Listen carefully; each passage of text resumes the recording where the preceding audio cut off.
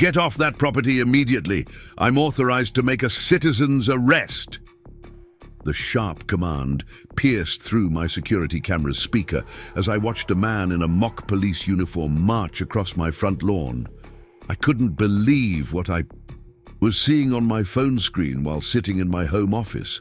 Someone was actually threatening to arrest me on my own property. You know that feeling when something seems too good to be true?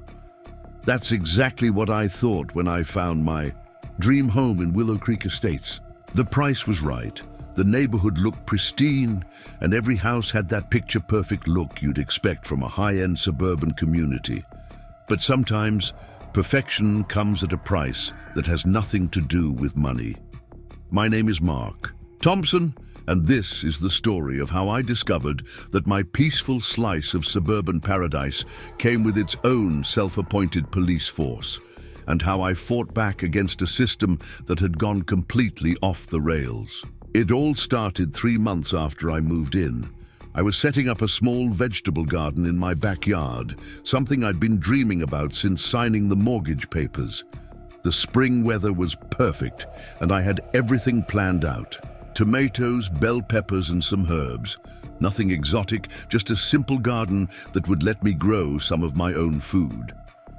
I was marking out the plot with some wooden stakes when I heard heavy footsteps approaching from behind. Before I could turn around, a stern voice barked out, "Sir, you need to cease and desist immediately." Standing there, in what looked like a security guard uniform, but with HOA patrol emblazoned across the chest, was a middle-aged man with a clipboard and a body camera. He introduced himself as Robert Wilson, head of HOA security, and informed me that I was in violation of community guidelines by initiating unauthorized landscaping modifications. I tried explaining that I was just putting in a small vegetable garden, but Robert cut me off. "I'm going to need to see your property modification request form and your proof of residency." His hand was resting on what looked like a taser holster, though I later learned it was just for show. "Excuse me?" I said, standing up straight. "This is my property. I don't need to show you anything." That's when things took a turn for the bizarre. Robert stepped closer, his face reddening. "Sir, if you cannot provide proper documentation, I'll have to ask you to leave the premises immediately. I'm authorized to perform a citizen's arrest for trespassing if necessary." I couldn't believe what I was hearing. This man was threatening to arrest me in my own backyard for planting tomatoes. I pulled out my phone and started recording, which seemed to agitate him even more.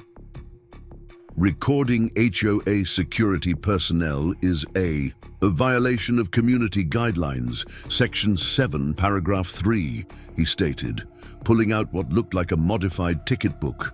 "That's another violation I'll have to document." As I stood there, phone still recording, my neighbor Jenny Martinez came out of her house. She had been living here for years and quickly approached us. "Mark, don't let him intimidate you," she called out. "He's been doing this to everyone new. He has no actual authority." Robert spun around to face Jenny. "Ma'am, interference with an HOA security investigation is grounds for a violation notice. Please return to your property immediately." That's when I noticed something odd about Robert's uniform. It had patches and badges that looked almost like police insignia, but they were clearly custom-made. This whole situation was starting to feel like a bad episode of a crime drama. I decided to stand my ground. "Robert, this is private property. My property.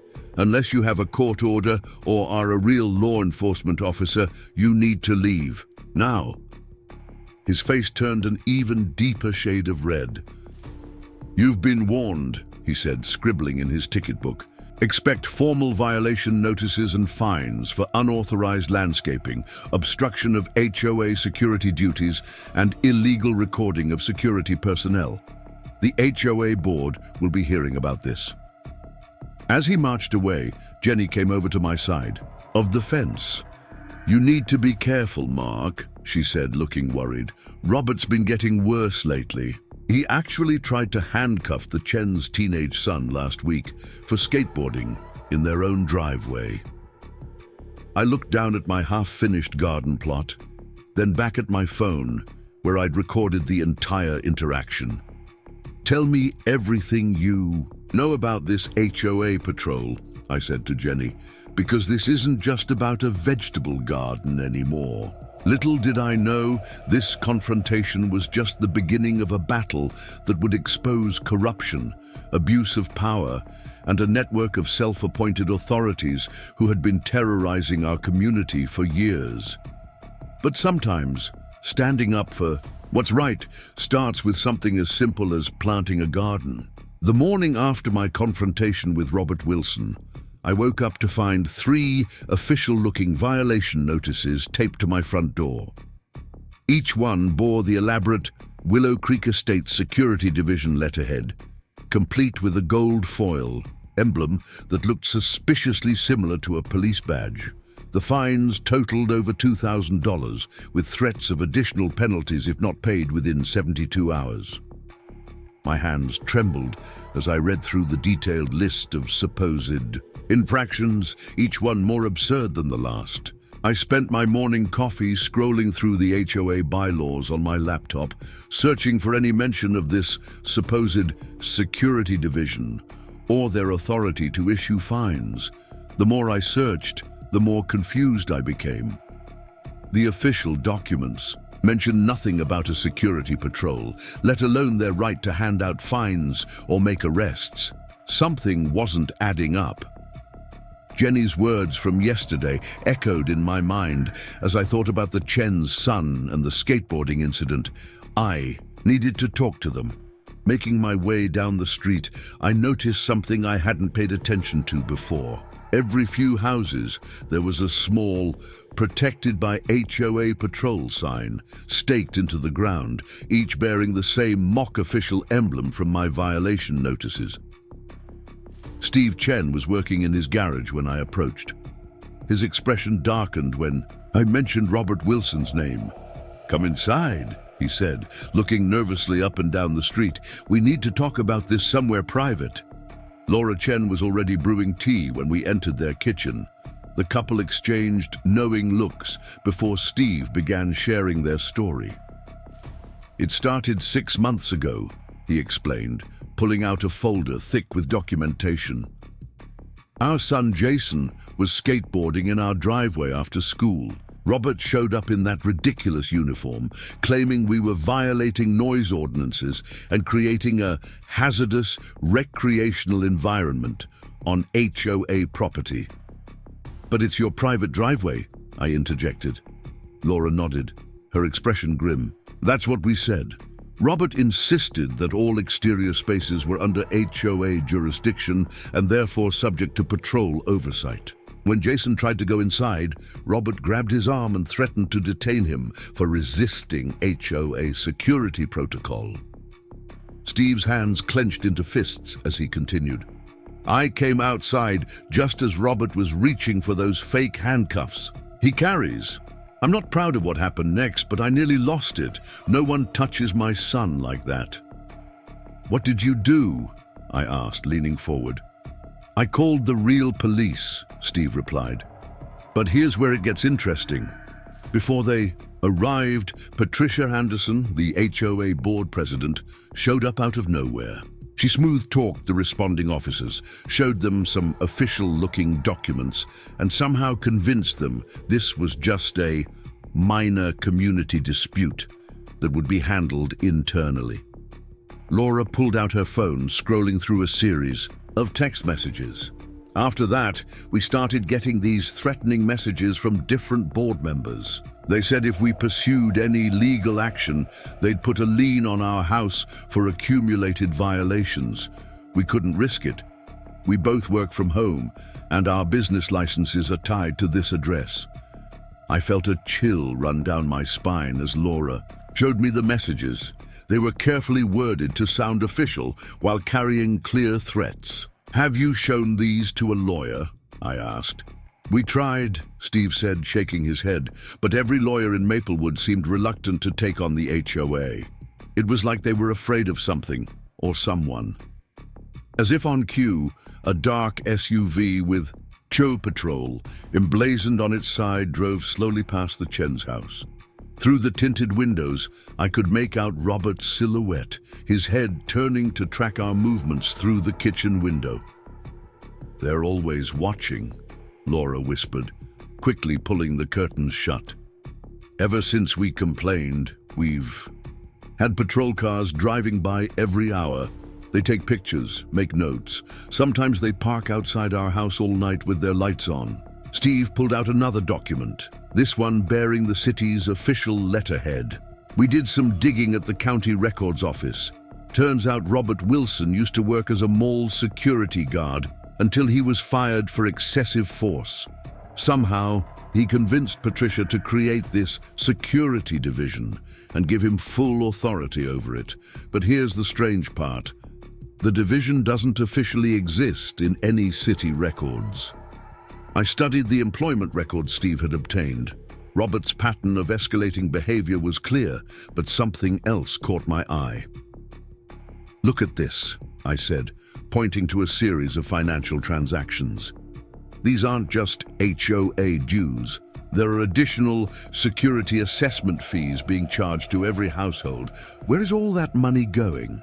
Preparing and narrating this story took us a lot of time, so if you are enjoying it, subscribe to our channel. It means a lot to us. Now back to the story. Laura pulled up their banking records on her laptop. "We've been tracking the charges. Every month there's the regular HOA fee, but then there are these extra charges. Security infrastructure support, $150, patrol response readiness, $200, community protection services, $175. It adds up to thousands every year per household. And if you dispute the charges," Steve added. "Let me guess," I interrupted. "You get more violations and threats of liens." They both nodded. "Exactly. It's a perfect scheme. They've created a climate of fear where everyone's afraid to speak up. Those who do face harassment, fines, and threats until they either fall in line or move away." The sound of another patrol car passing by made us all fall silent. Through a gap in the curtains, I watched as Robert spoke into his radio. "Probably reporting our gathering as another violation of some made-up regulation. We need to stop this," I said finally, my mind racing with possibilities. "Not just for us, but for everyone in the neighborhood. There must be others who want to fight back but are too scared." Steve and Laura exchanged another look. "There." "Ah?" Laura said quietly. "We've been keeping a record of every incident we've heard about. Names, dates, photos, everything. We just haven't found anyone willing to take the risk of using it." "Until now," I replied, pulling out my phone and playing back the video from yesterday's confrontation. "I think it's time we showed everyone exactly who Robert Wilson really is and what this HOA patrol has been doing to our community." As I drove home that evening, my mind was spinning with everything I'd learned. The Chen's story had confirmed my suspicions. This wasn't just about power-hungry individuals on an ego trip. This was an organized scheme to extract money from residents through fear and intimidation, all while masquerading as legitimate authority. I pulled into my driveway just as the sun was setting, noticing several new violation stickers plastered across my garage door. Each one detailed increasingly absurd infractions: unauthorized resident gathering, documentation of security personnel, and conspiracy to undermine community safety protocols. Inside my house, I spread out all the evidence I'd gathered so far across my dining room table: my violation notices, photos of Robert's fake uniform, the video from my phone, and copies of the documents the Chens had shared. A pattern was emerging, but I needed more. I needed to understand exactly how deep this corruption went, and who else might be willing to stand up against it. My phone buzzed with a text from an unknown number. "My name is Carol Weber. I'm a retired judge living in Willow Pines Circle. Jenny Martinez suggested I contact you. We need to talk about Robert Wilson and the HOA patrol. Meet me tomorrow at the Riverside County Library. Come alone and don't tell anyone where you're going." I stared at the message for a long time, weighing my options. The sun had fully set now, and through my window I could see the HOA patrol SUV making another slow pass by my house, its spotlight sweeping across my front lawn like a prison yard searchlight. This was no longer just about a vegetable garden or bogus fines. Whatever I'd stumbled into by moving to Willow Creek Estates, it was bigger than I'd imagined. The question was, how far was I willing to go to expose the truth? As if in answer, another violation notice slipped through my mail slot, this one marked, "Urgent Final Warning." I picked it up, adding it to my growing collection of evidence. Tomorrow, I would meet with Carol Weber and hopefully start to understand just how deep this rabbit hole went. But tonight, I had research to do. Opening my laptop, I began documenting everything that had happened since yesterday, creating a timeline of events and suspicious activities. If Robert and his patrol wanted to play at being law enforcement, it was time they learned about real investigation and accountability. The game was about to change, and this time, I wasn't going to back down. The Riverside County Library stood like a fortress of knowledge against the morning fog, its brick walls promising sanctuary from the watchful eyes that had followed me across town. I'd taken a circuitous route to get here, making sure no HOA patrol vehicles were tailing me. The past 24 hours had taught me that paranoia might just be a reasonable response to living in Willow Creek Estates. Carol Weber was already waiting when I arrived, seated in a private study room at the back of the building. She cut an imposing figure despite her age, tall, silver-haired, with the kind of sharp eyes that had likely seen through countless lies during her time on the bench. She gestured for me to close the door before speaking. "I've been watching this situation develop for months," she began, pulling out a leather portfolio stuffed with documents. "What's happening in our neighborhood isn't just unethical, it's criminal, but proving it has been challenging." She spread out a series of documents across the table, property records, financial statements, and what looked like unofficial surveillance photos of Robert Wilson meeting with various people in parking lots and coffee shops. "Robert isn't working alone," she continued.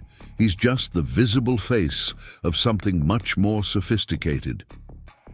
I leaned forward, studying a particularly interesting photo that showed Robert shaking hands with a man in an expensive suit outside a downtown law office. "Who's that?" I asked, pointing to the unknown figure.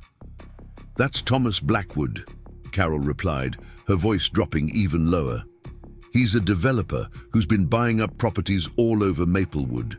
He also happens to be Patricia Anderson's brother-in-law, though you won't find that connection in any official records." She pulled out another document, this one showing a complex web of LLCs and holding companies.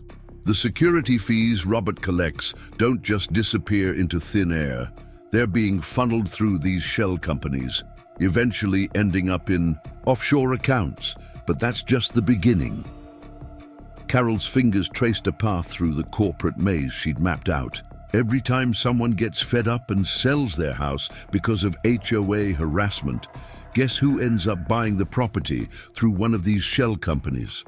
Thomas Blackwood. They're deliberately driving down property values and forcing people out. My mind raced as the pieces started falling into place. So the patrol, the violations, the harassment, it's all part of a property flipping scheme. "Partly," Carol nodded. "But there's more. Look at this." She pulled up a map of Maplewood on her tablet, overlaid with property ownership data. "See this pattern? Blackwood's companies have been systematically acquiring properties along specific corridors. The same corridors that, according to these city planning documents, are being considered for a major transit development project." "Inside information," I muttered. "They're buying up land they know will be valuable once the transit project is announced." "Exactly. And our neighborhood is right in the middle of it all. The more properties they control, the more they stand to make when the project goes public." Carol's expression hardened. But to make it work, they need to maintain complete control over the area. That's where Robert and his patrol come in. A chill ran down my spine as I remembered Robert's hand resting on his fake taser. They're using intimidation to force people out of their homes so they can buy up strategic properties at depressed prices. And anyone who resists, Carol began. Get special attention from the HOA patrol, I finished. But how did you get all this information? Carol's lips twisted into a small smile. Being a retired judge has its advantages. I still have friends in interesting places, but more importantly, I've been gathering evidence since my husband passed away last year, and the harassment started. They wanted my property. It's on a corner lot that would be particularly valuable for the development, but I refused to sell. She pulled out her phone, showing me footage from her security cameras. Robert Wilson and 2 other patrol members were conducting what they called a property inspection of her backyard at 3 in the morning, their flashlights sweeping across her windows. They try to make your life miserable enough that selling seems like the only option. Last month, they cut my water line and claimed it was infrastructure maintenance. I had to stay with my daughter for a week. Why haven't you gone to the police? I asked, though I already suspected the answer. I have, she replied grimly, but Blackwood has connections in the department. Every complaint gets buried or dismissed as a civil matter, and the few officers who did seem interested in investigating suddenly got transferred to different districts. The implications were staggering. This wasn't just about an overzealous HOA anymore. We were looking at real estate fraud, corruption, and possible criminal conspiracy. What about the FBI? I suggested. This crosses state lines with those offshore accounts. Carol nodded, approvingly. Now you're thinking like a judge. I've been building a case, but I needed more current evidence. That's why I reached out when I heard about your confrontation with Robert. You're new enough that they don't have anything on you yet, and you've already shown you're willing to stand up to them. She pulled out one final document, a formal complaint draft addressed to the FBI's white-collar crime division. I've got the historical evidence, but I need someone on the inside of this situation right now, someone who can document what's happening in real time without raising suspicions. You want me to be your eyes and ears, I said, understanding dawning. More than that, Carol replied. I want you to help me bring this whole operation down, but I have to warn you, it's dangerous. These people have millions of dollars at stake. They're not going to give up easily. I thought about my garden, now just a collection of wooden stakes in the ground, about the Chen's son being assaulted in his own driveway, about all the other residents living in fear of Robert's patrol car rolling past their homes. I'm in, I said firmly. What's our next step? Carol handed me a small black device that looked like a key fob. This is a covert audio recorder, completely legal in this state, as long as you're part of the conversation. I want you to document every interaction with Robert or any other HOA officials. But more importantly, I need you to attend next week's HOA meeting. They're having a meeting? This was the first I'd heard of it. Yes, and it's important. According to my sources, they're planning to introduce new security measures that will give Robert's patrol even more authority, including the right to enter properties without notice for emergency inspections. The implications were clear. They were creating a legal framework to harass residents even more aggressively. We need to stop them, I said. We will, Carol assured me. But first, we need to understand exactly who else is involved. That meeting will be our chance to see who's really pulling the strings in our community. She began gathering her documents, sliding them back into her portfolio with practiced efficiency. One more thing, she added, her voice deadly serious. Trust no one in the neighborhood we haven't specifically vetted. They've planted informants throughout the community, people who report back to Robert about their neighbors in exchange for special treatment. As if to emphasize her point, my phone buzzed with a text message. It was from an unknown number. "We know you're meeting with Carol Weber. Remember, some things are better left uninvestigated. For your own safety." I showed the message to Carol, who didn't seem surprised. "They're watching us right now," she said calmly, nodding toward the library's window. Outside, an HOA patrol SUV rolled slowly through the parking lot. Its tinted windows concealing whoever was inside. "Let them watch," I replied, pocketing the recorder she'd given me. "They're not the only ones gathering evidence anymore." Carol smiled, the first real smile I'd seen from her. "Be careful," she warned. "Go home by a different route than you came. And Mark..." She caught my arm as I turned to leave. "If anything happens, anything at all, call me immediately, day or night." I nodded, understanding the gravity of what I was getting myself into. As I left the library, I could feel eyes on me from multiple directions. The HOA patrol vehicle was gone, but I spotted Robert Wilson himself sitting in a coffee shop across the street, pretending to read a newspaper while watching the library entrance. I made a show of pulling out my phone and taking a photo of him. He quickly turned away, but not before I saw his face redden with anger. The message was clear. I knew he was watching, and I wasn't afraid anymore. Driving home, I took Carol's advice and used a complicated route, making sure I wasn't being followed. My mind was racing with everything I'd learned. This wasn't just about arbitrary rules and power-hungry security guards anymore. We were dealing with a sophisticated criminal enterprise that had wrapped itself in the legitimacy of an HOA. As I pulled into my driveway, I noticed something had changed. The "Protected by HOA Patrol" sign that had been installed without my permission was now accompanied by a security camera mounted on a nearby telephone pole. Its lens pointed directly at my front door. Fine, I thought. Let them watch. They didn't know it yet, but their days of terrorizing this neighborhood were numbered. Between Carol's evidence and what we would gather at the upcoming HOA meeting, we were going to expose everything. I walked to my backyard and looked at my unfinished garden. Soon, I promised myself. Soon I would plant those tomatoes, and no fake security guard or corrupt developer would stop me. But first, we had a conspiracy to unravel and a community to save.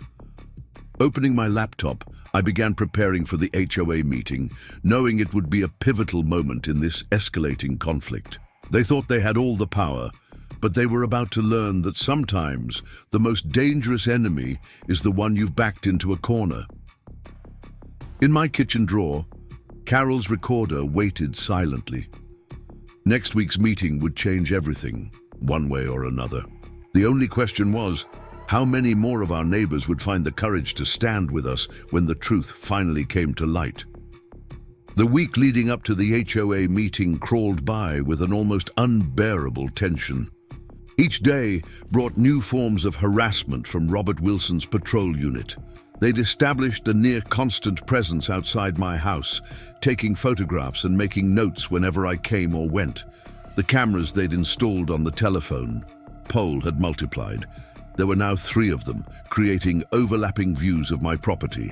But I wasn't idle during this time. I'd been carefully documenting everything with Carol's recorder and my phone, building our case piece by piece.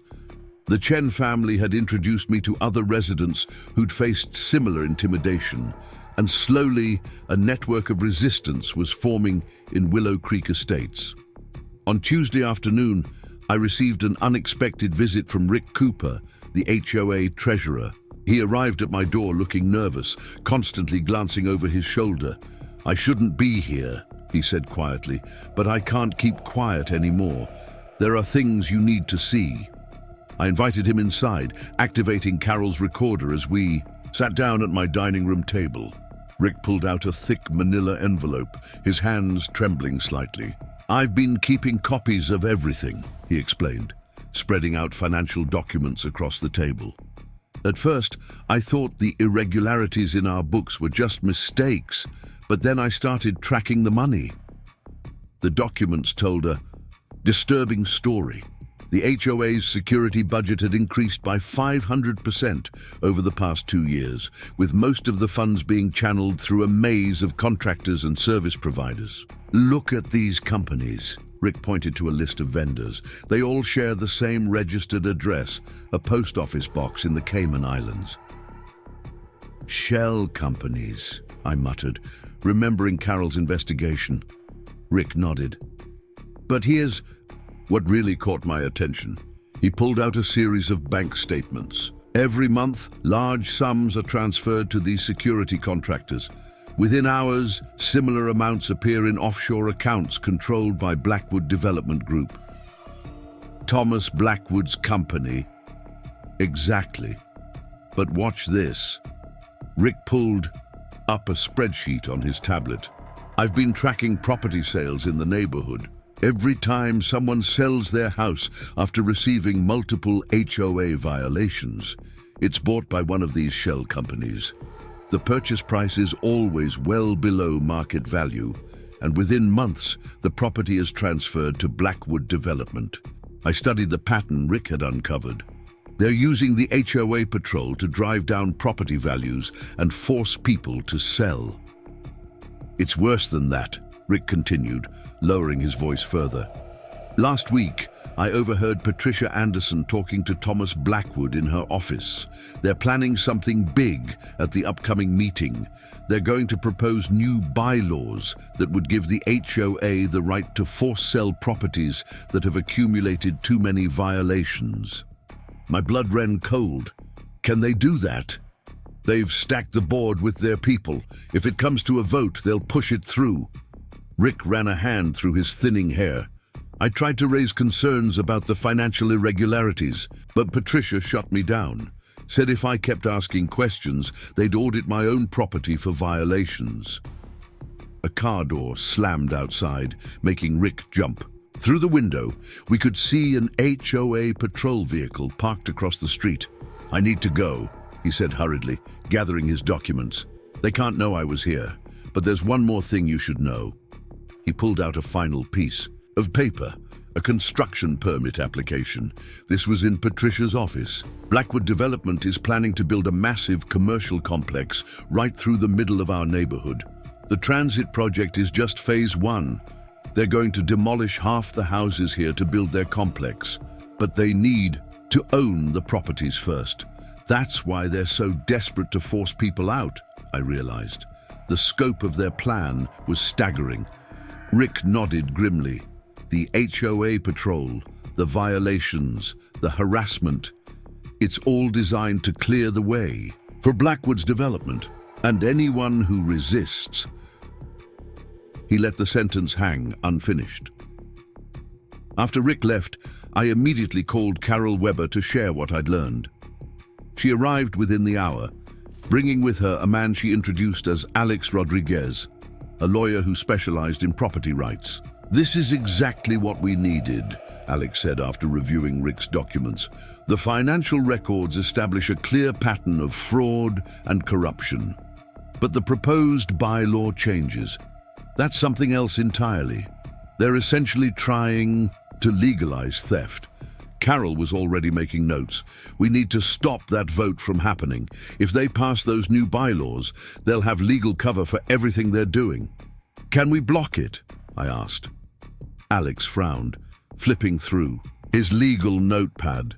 Technically, any bylaw changes require proper notice to all homeowners and a public comment period. Have they followed the notification requirements? I pulled out the meeting notice I'd received.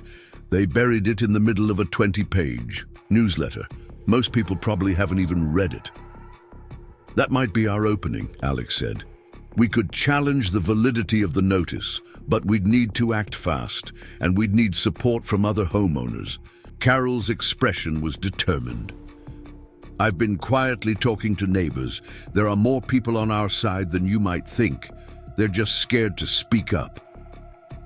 Then we need to give them a reason to be brave, I said. An idea was forming in my mind. What if we could prove that Robert Wilson isn't what he claims to be? Show everyone that his authority is completely fake? Alex leaned forward, interested. "What do you have in mind?" I pulled up the photos I'd been gathering. On my phone. Robert acts like he has police authority, but he's just a private citizen. If we could catch him clearly overstepping his bounds, trying to arrest someone or enter their property without permission, wouldn't that be illegal? Absolutely, Alex confirmed. Impersonating law enforcement, false imprisonment, trespassing. Those are serious crimes. If we could document it clearly. We can, Carol interjected. I've got high-resolution security cameras all around my house. If Robert took the bait... A plan began to take shape. We would need to provoke Robert into revealing his true nature, but in a controlled way that we could document thoroughly. The evidence would not only undermine his authority, but could potentially lead to criminal charges. As we plotted, my phone buzzed with another text from an unknown number. "Last warning, drop your investigation or face the consequences. Some accidents can't be prevented." I showed the message to Carol and Alex. "They're getting desperate," Carol observed. "That's a good sign. It means they're worried. It also means they're dangerous," Alex cautioned. "We need to be careful. These people have a lot to lose." We spent the next few hours refining our plan. Alex would prepare legal documents challenging the bylaw changes. Carol would coordinate with sympathetic neighbors to attend the meeting and voice opposition, and I would focus on documenting Robert's abuse of authority. As Carol and Alex left that evening, we noticed 2 HOA patrol vehicles parked at either end of my street. They were becoming bolder in their surveillance, but that would work to our advantage. The more aggressive they became, the more evidence we could gather. Inside my house, I reviewed the day's recordings and added Rick's documents to our growing collection of evidence. The HOA meeting was just days away, and everything hinged on what happened there. We had the truth on our side, but would it be enough? I walked to my backyard, where my unfinished garden stood as a symbol of resistance. The wooden stakes I'd placed were still there, untouched despite Robert's threats. Soon, I promised myself again, soon this would all be over, one way or another. The security cameras on the telephone pole whirred as they tracked my movement, their red recording lights blinking steadily in the gathering dusk. Let them watch, I thought. They don't realize they're not the only ones gathering evidence anymore. That night, as I prepared for bed, I heard the distinctive sound of an HOA patrol vehicle idling outside my house. Through my window, I could see Robert Wilson himself sitting in the driver's seat, staring at my house with an intensity that would have been unsettling if it wasn't so pathetic. I made a point of standing in my window, looking directly at him as I raised my phone and took another photograph. Let him know he hadn't intimidated me. Let him understand that his days of terrorizing this neighborhood were numbered. Tomorrow would bring new challenges, but for now, I had hope.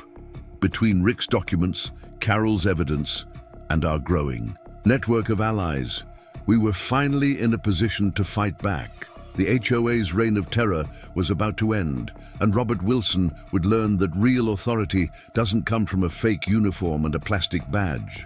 As I drifted off to sleep, I could still hear the patrol car outside. But instead of fear, I felt a sense of anticipation. Soon, very soon, everything would change in Willow Creek Estates, and I would be ready when it did. The week leading up to the HOA meeting crawled by with an almost unbearable tension. Each day brought new forms of harassment from Robert Wilson's patrol unit. They'd established a near-constant presence outside my house, taking photographs and making notes whenever I came or went. The cameras they'd installed on the telephone pole had multiplied. There were now 3 of them, creating overlapping views of my property. But I wasn't idle during this time. I'd been carefully documenting everything with Carol's recorder and my phone, building our case piece by piece. The Chen family had introduced me to other residents who'd faced similar intimidation, and slowly, a network of resistance was forming in Willow Creek Estates. On Tuesday afternoon, I received an unexpected visit from Rick Cooper, the HOA treasurer. He arrived at my door looking nervous, constantly glancing over his shoulder. "I shouldn't be here," he said quietly, "but I can't keep quiet anymore. There are things you need to see." I invited him inside, activating Carol's recorder as we sat down at my dining room table. Rick pulled out a thick manila envelope, his hands trembling slightly. "I've been keeping copies of everything," he explained, spreading out financial documents across the table. "At first, I thought the irregularities in our books were just mistakes, but then I started tracking the money." The documents told a disturbing story. The HOA's security budget had increased by 500% over the past 2 years, with most of the funds being channeled through a maze of contractors and service providers. "Look at these companies," Rick pointed to a list of vendors. "They all share the same registered address, a post office box in the Cayman Islands." "Shell companies," I muttered, remembering Carol's investigation. Rick nodded. "But here's what really caught my attention."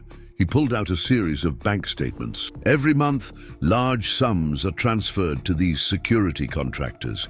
Within hours, similar amounts appear in offshore accounts controlled by Blackwood Development Group." "Thomas Blackwood's company?" "Exactly. But watch this." Rick pulled up a spreadsheet on his tablet. "I've been tracking property sales in the neighborhood. Every time someone sells their house after receiving multiple HOA violations, it's bought by one of these shell companies. The purchase price is always well below market value, and within months, the property is transferred to Blackwood Development." I studied the pattern Rick had uncovered. They're using the HOA patrol to drive down property values and force people to sell.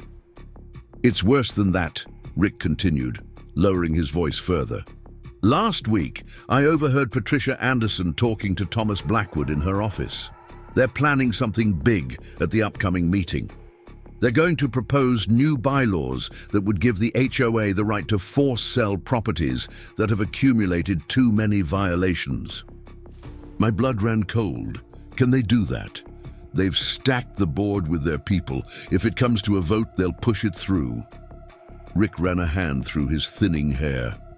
I tried to raise concerns about the financial irregularities, but Patricia shut me down, said if I kept asking questions, they'd audit my own property for violations.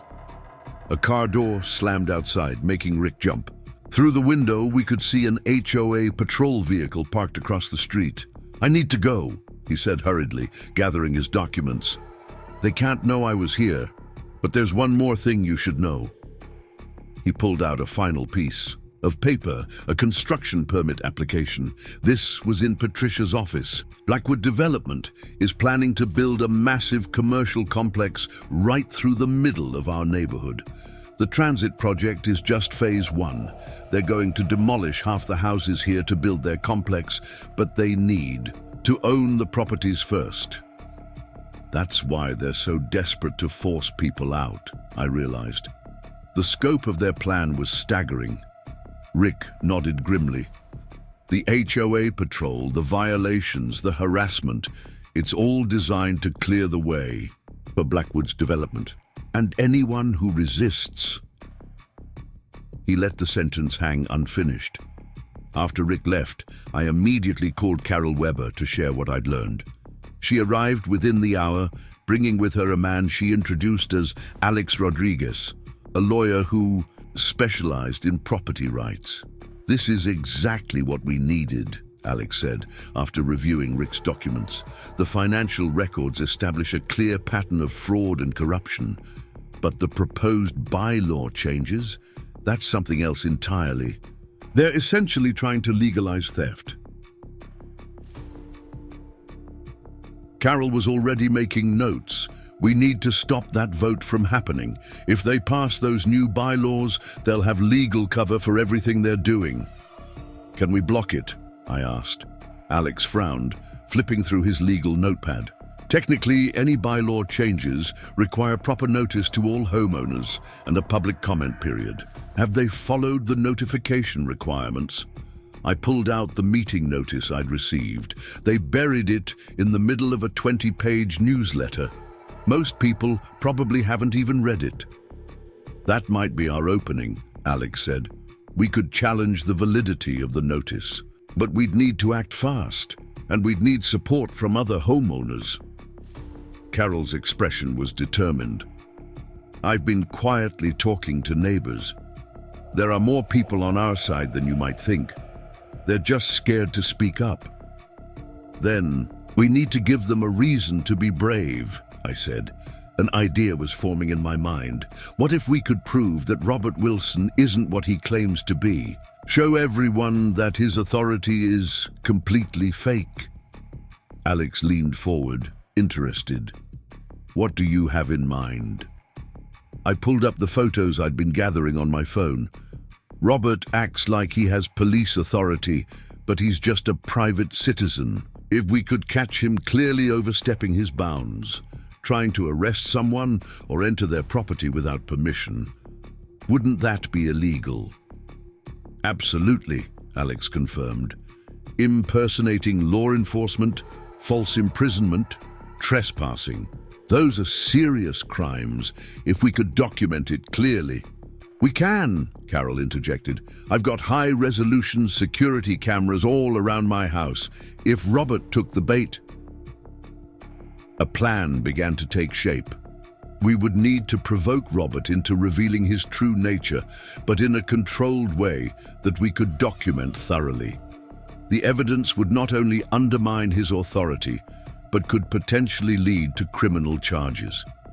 As we plotted, my phone buzzed with another text from an unknown number. Last warning, drop your investigation or face the consequences. Some accidents can't be prevented. I showed the message to Carol and Alex. They're getting desperate, Carol observed. That's a good sign.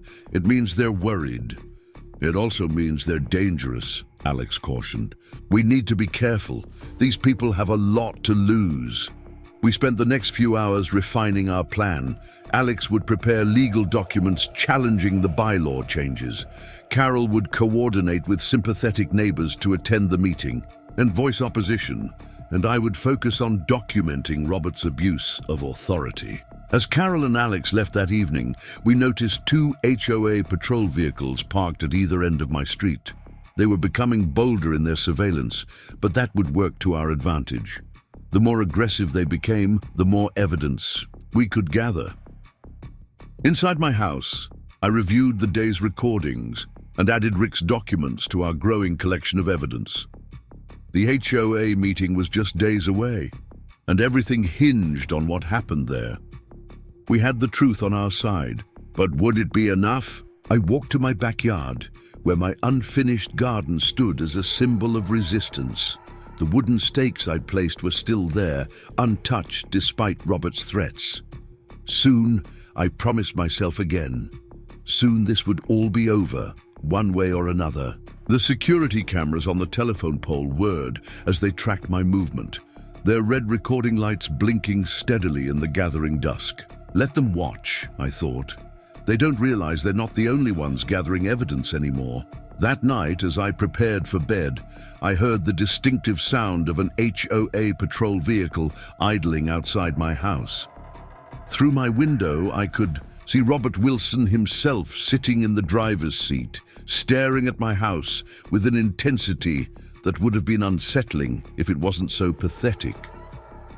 I made a point of standing in my window, looking directly at him as I raised my phone and took another photograph. Let him know he hadn't intimidated me.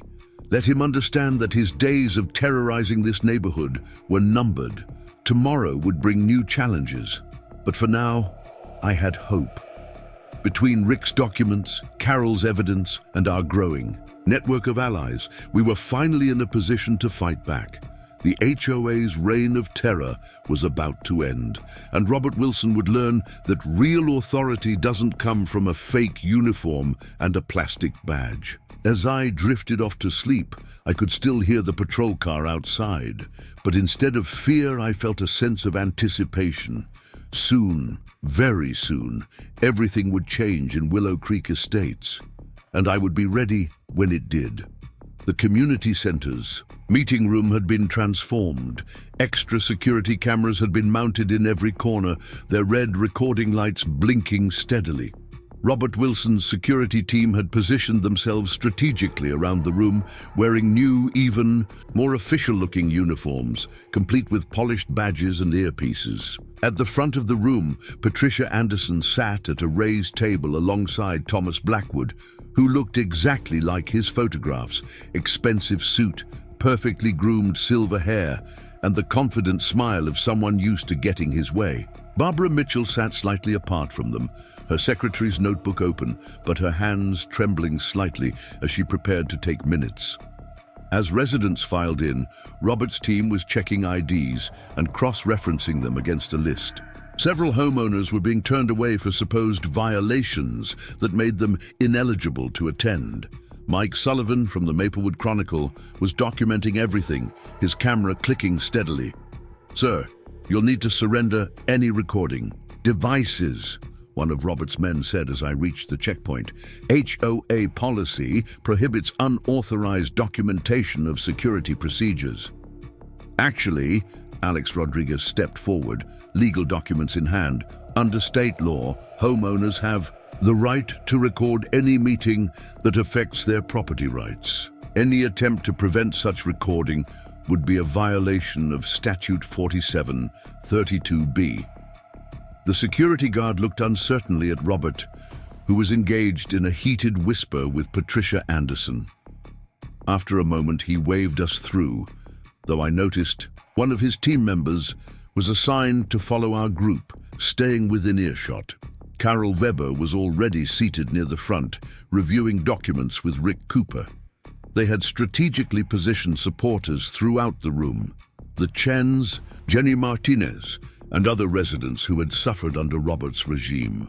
More importantly, they had placed trusted witnesses near every exit, ready to document anything that happened. Thomas Blackwood approached our group, his smile never wavering. "Mr. Thompson," he said smoothly, extending his hand, "I've heard so much about you. Perhaps we could have a private word before the meeting begins. I'm sure we can resolve any concerns you have about our community improvement initiatives. I think we'll discuss everything right here," I replied, not taking his hand. "In front of witnesses." His smile tightened almost imperceptibly. "As you wish, but remember, progress is inevitable. Smart people know when to get on board and when to get out of the way." Before I could respond, Patricia Anderson called the meeting to order. The room quieted as she began reading through a prepared statement about enhanced community security measures and necessary procedural updates. Carol Weber stood immediately. "Point of order," she called out clearly. "Before we proceed, I move to address serious concerns about the legitimacy of the current HOA security operations." "Out of order," Patricia snapped. "We have a set agenda, which was never properly circulated to all homeowners," Alex interrupted, rising to his feet with a stack of documents. "I have here notarized statements from 17 residents who never received proper notice of tonight's proposed bylaw changes." Patricia's face flushed. "Those notices were properly distributed. Like these were properly distributed." Mike Sullivan spoke up, holding up photographs of the orange spray paint markings on targeted properties. "Would you care to explain why only certain homes were marked for emergency inspection today?" The room erupted in murmurs as more residents began speaking up, sharing their own stories of intimidation and harassment. Robert Wilson moved toward the front of the room, his hand resting meaningfully on his belt. That's when Barbara Mitchell found her courage. "I have the minutes," she announced, her voice shaking but clear. "Every meeting for the past 2 years, there was never a proper vote to establish the security division. No authorization for Robert Wilson's activities. The entire operation is unauthorized." Thomas Blackwood's smile had vanished. He leaned over to whisper something to Patricia, but Rick Cooper chose that moment to strike. "And I have the financial records," he declared, standing up with his own documentation. "Every illegal transfer, every shell company, every penny that disappeared from our HOA dues into offshore accounts." Robert Wilson moved to grab Rick's documents, but he had anticipated this. Copies were already being distributed throughout the room by our supporters. "This meeting is suspended," Patricia shouted, but she was drowned out by the growing anger in the room as people began reading through the evidence of corruption. "I think not," Carol Weber said firmly.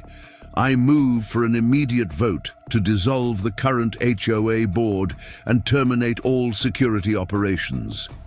"You can't do that," Thomas Blackwood snapped, his composure finally cracking. "We have contracts, agreements, fraudulent agreements," Alex Rodriguez interrupted.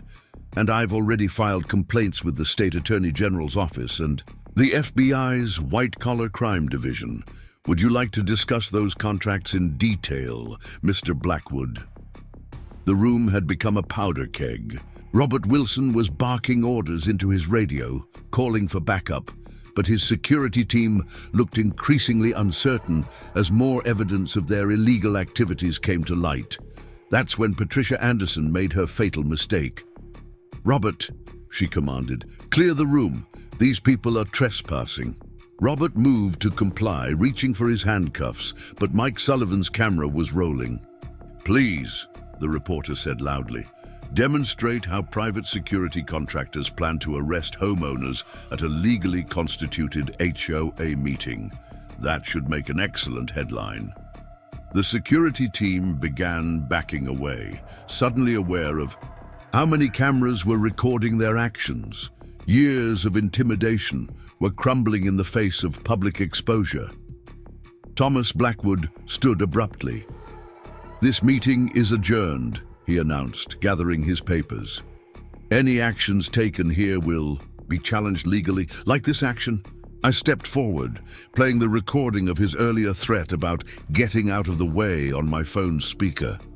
"Or perhaps you'd like to explain the text messages threatening violence against homeowners who opposed your development plans." The composition of the room had shifted. Where Robert's security team had once held the walls, angry residents now stood watching their every move. The balance of power had finally tipped. Carol Weber took control of the meeting. "All those in favor of removing the current board and terminating the security division's authority, raise your hands." The vote was overwhelming. Even those who had stayed quiet out of fear found their courage. Hands rose throughout the room as years of pent-up frustration and anger were finally released. Patricia Anderson, Thomas Blackwood, and Robert Wilson found themselves surrounded by the very community they had tried to terrorize. There would be no quick escape, no way to silence this exposure. "The police are on their way," Alex Rodriguez announced, hanging up his phone. "They're very interested in reports of private security contractors impersonating law enforcement officers. And the FBI's Financial Crimes Unit would like to discuss those offshore accounts." Thomas Blackwood's face had turned ashen. "This isn't over," he threatened, but his voice lacked conviction. "Do you have any idea who you're dealing with?" "Yes," Carol replied calmly. "We're dealing with criminals who thought they could hide behind an HOA's authority. That ends tonight." The sound of police sirens grew closer as the meeting room descended into chaos. Robert Wilson and his security team were quietly disappearing through side exits, abandoning their posts as the facade of authority crumbled. Patricia Anderson was frantically shredding documents until Mike Sullivan began photographing her actions, creating even more evidence of their attempts to cover up wrongdoing. Barbara Mitchell was copying every page of her minutes before they could be destroyed. while Rick Cooper secured the financial records that proved the depth of their corruption. Through it all, I stood with my neighbors, the Chens, Jenny Martinez, and others who had found the courage to stand up against tyranny. We watched as the carefully constructed empire of intimidation collapsed under the weight of truth and community unity. The police arrived to find a transformed neighborhood. Where fear and isolation had once ruled, people were talking openly, sharing their stories and reclaiming their community. As Thomas Blackwood was escorted out for questioning, he paused beside me. "You have no idea what you've done," he snarled. "This development was worth millions." "No," I corrected him. "This neighborhood is worth more than money. It's worth fighting for." The night wasn't over. There would be statements to give, documents to file, and a long process of rebuilding the HOA with transparent, accountable leadership. But as I watched Robert Wilson being questioned by actual law enforcement officers, I couldn't help but smile. Tomorrow, I would finally plant my garden, and no one would stop me. Dawn broke over Willow Creek Estates with a strange new quiet. The constant patrols were gone, the surveillance cameras dark. For the first time in months, residents walked their dogs and chatted with neighbors without fear of being photographed or cited for imaginary violations. I sat on my front porch, coffee in hand, watching city workers remove the fake HOA patrol signs that had dotted our streets. The orange spray paint markings still stained our lawns, but now they served as evidence rather than intimidation. My phone buzzed with a text from Alex Rodriguez. "Turn on the news, Channel 4. Inside, I found Mike Sullivan's report playing on the morning news. The headline screamed, "HOA security scandal exposes multi-million-dollar real estate fraud." The camera panned over footage from last night. Thomas Blackwood being escorted out by police, Patricia Anderson shredding documents, Robert Wilson's security team abandoning their posts. But it was the financial details that dominated the story. Rick Cooper's meticulous records had revealed a scheme far larger than we'd imagined. Willow Creek Estates wasn't the first community Blackwood had targeted, just the first to fight back successfully. A knock at my door interrupted the broadcast. It was Jenny Martinez looking concerned. A knock at my door interrupted the broadcast. It was Jenny Martinez looking concerned. "Have you checked your email? You need to see this." I opened my laptop to find my inbox flooded with messages from residents across the city. Each one told a similar story, different neighborhoods, different names, but the same pattern of corruption and intimidation. Blackwood Development had been perfecting their technique for years. "It's happening everywhere," Jenny explained, scrolling through the emails. Once Mike's story broke, people started connecting the dots. Remember River Bend community, the one that was demolished last year for that shopping center? Same playbook.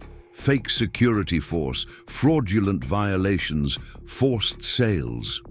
Carol Weber arrived as we were sorting through the messages. "The FBI's Financial Crimes Unit has been busy," she reported. They raided Blackwood's offices at dawn, found evidence of similar operations in 3 states. "What about Robert?" I asked. "Any sign of him?" Carol's expression darkened. "That's actually why I'm here. He was released on bail this morning, and..." She didn't need to finish.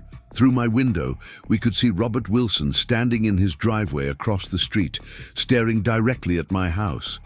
He'd changed out of his fake uniform into civilian clothes, but his posture still radiated menace. "He's not supposed to contact any of us," Carol continued. "Condition of his bail.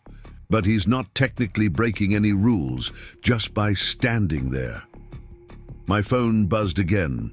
Another unknown number. "You destroyed everything I built. Hope you're ready for what comes next." I showed Carol the message. She immediately called Alex, who promised to notify the bail bondsman. But we all knew the threat went deeper than just Robert. The morning's peace had evaporated, replaced by a new tension. We'd exposed the corruption, but we'd also made powerful enemies. Thomas Blackwood's development empire stretched across multiple states, involving politicians, judges, and business leaders. We'd struck a blow against their operation, but the war was far from over. A series of cars began arriving at Patricia Anderson's house. Expensive vehicles with tinted windows and out-of-state plates. Through the gaps in her curtains, we could see men in suits examining documents and having intense discussions. "They're regrouping," Carol observed grimly. "Blackwood's lawyers will try to bury us in litigation. They'll claim everything was legal, that we're interfering with legitimate business operations." "Let them try," I replied, thinking of the mountain of evidence we'd gathered. "We have the truth on our side." "Truth is good," Jenny said quietly, "but we need protection. Real protection this time." She had a point. We'd defeated the fake security force, but now we faced a different kind of threat. Blackwood's organization had deep pockets and a long reach. My phone rang. It was Steve Chen. "You need to see this," he said without preamble. "Channel 7 just ran a different story about last night. They're spinning it as community activists disrupting legitimate property development and threatening neighborhood stability. They're trying to turn this around on us." I quickly pulled up the broadcast. Sure enough, there was Thomas Blackwood in a fresh suit playing the victim.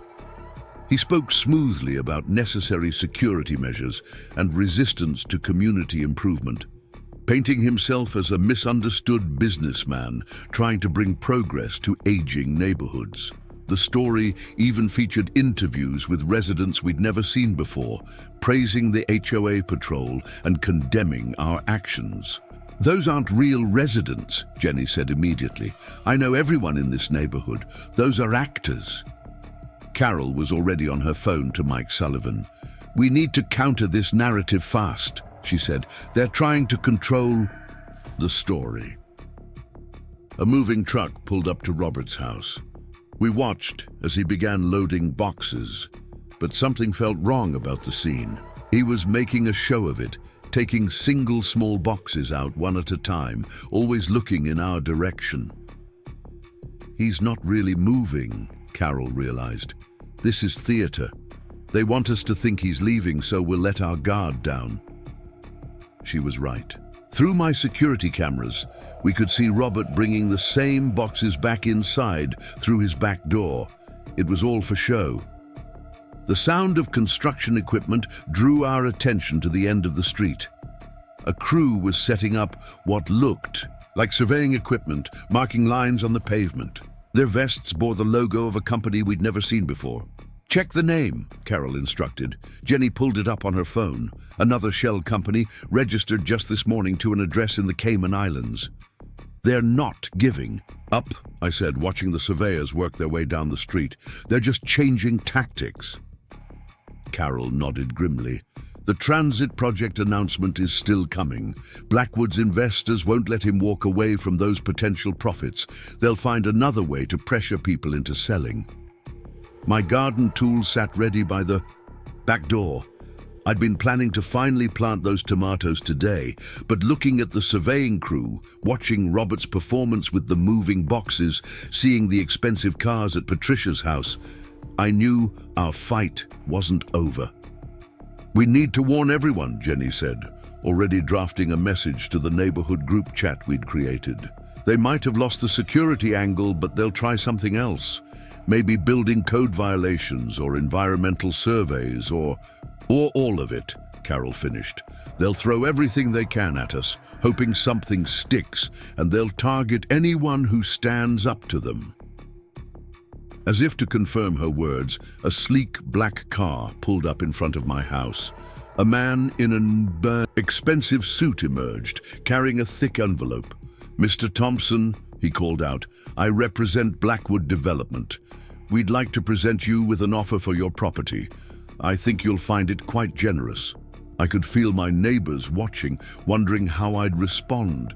The amount probably would be generous, enough to tempt someone into giving up and walking away. That's what they were counting on. "Not interested," I called back firmly. The man's professional smile never wavered. "I encourage you to review the offer, sir.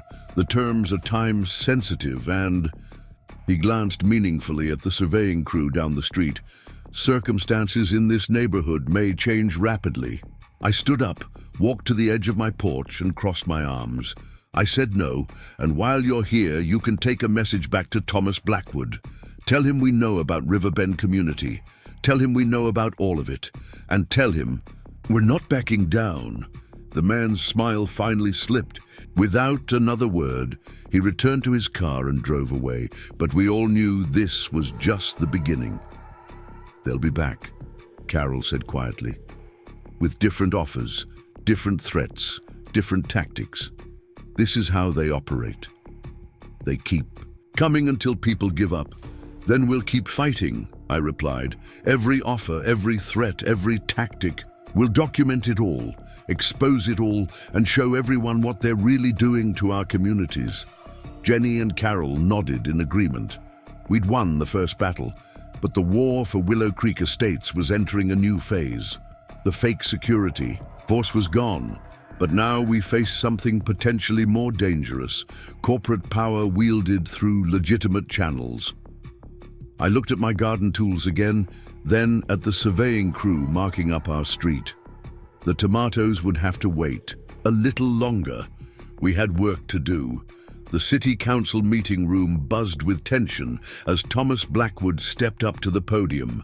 Gone was his usual polished confidence, replaced by a carefully crafted appearance of humble concern. I sat in the back row with Carol Weber and the Chens, watching his performance unfold.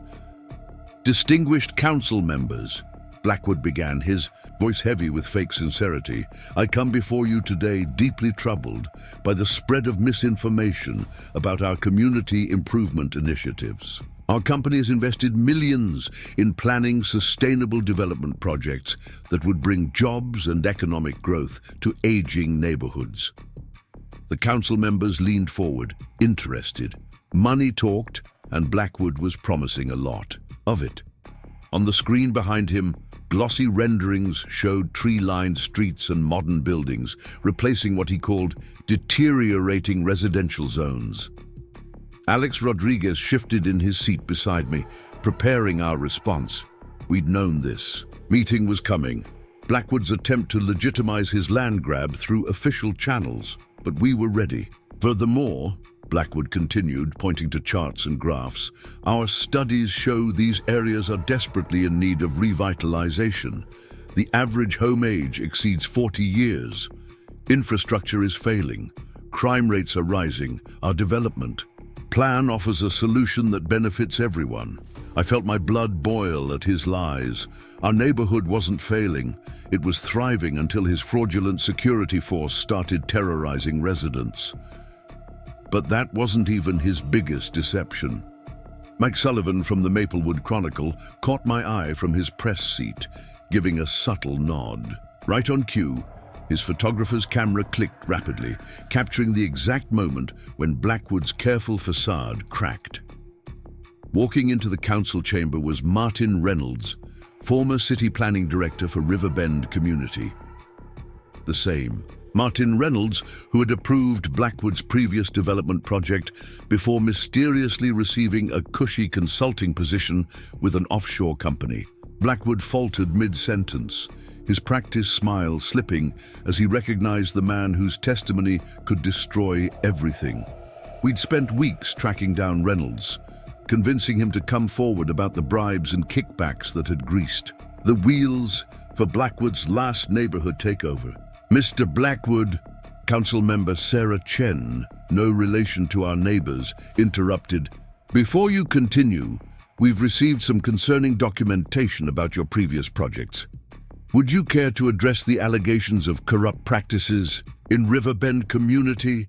The room erupted in whispers as Blackwood tried to regain control. "Those allegations are completely unfounded," he declared, but his voice had lost its smooth confidence. We operate with complete transparency.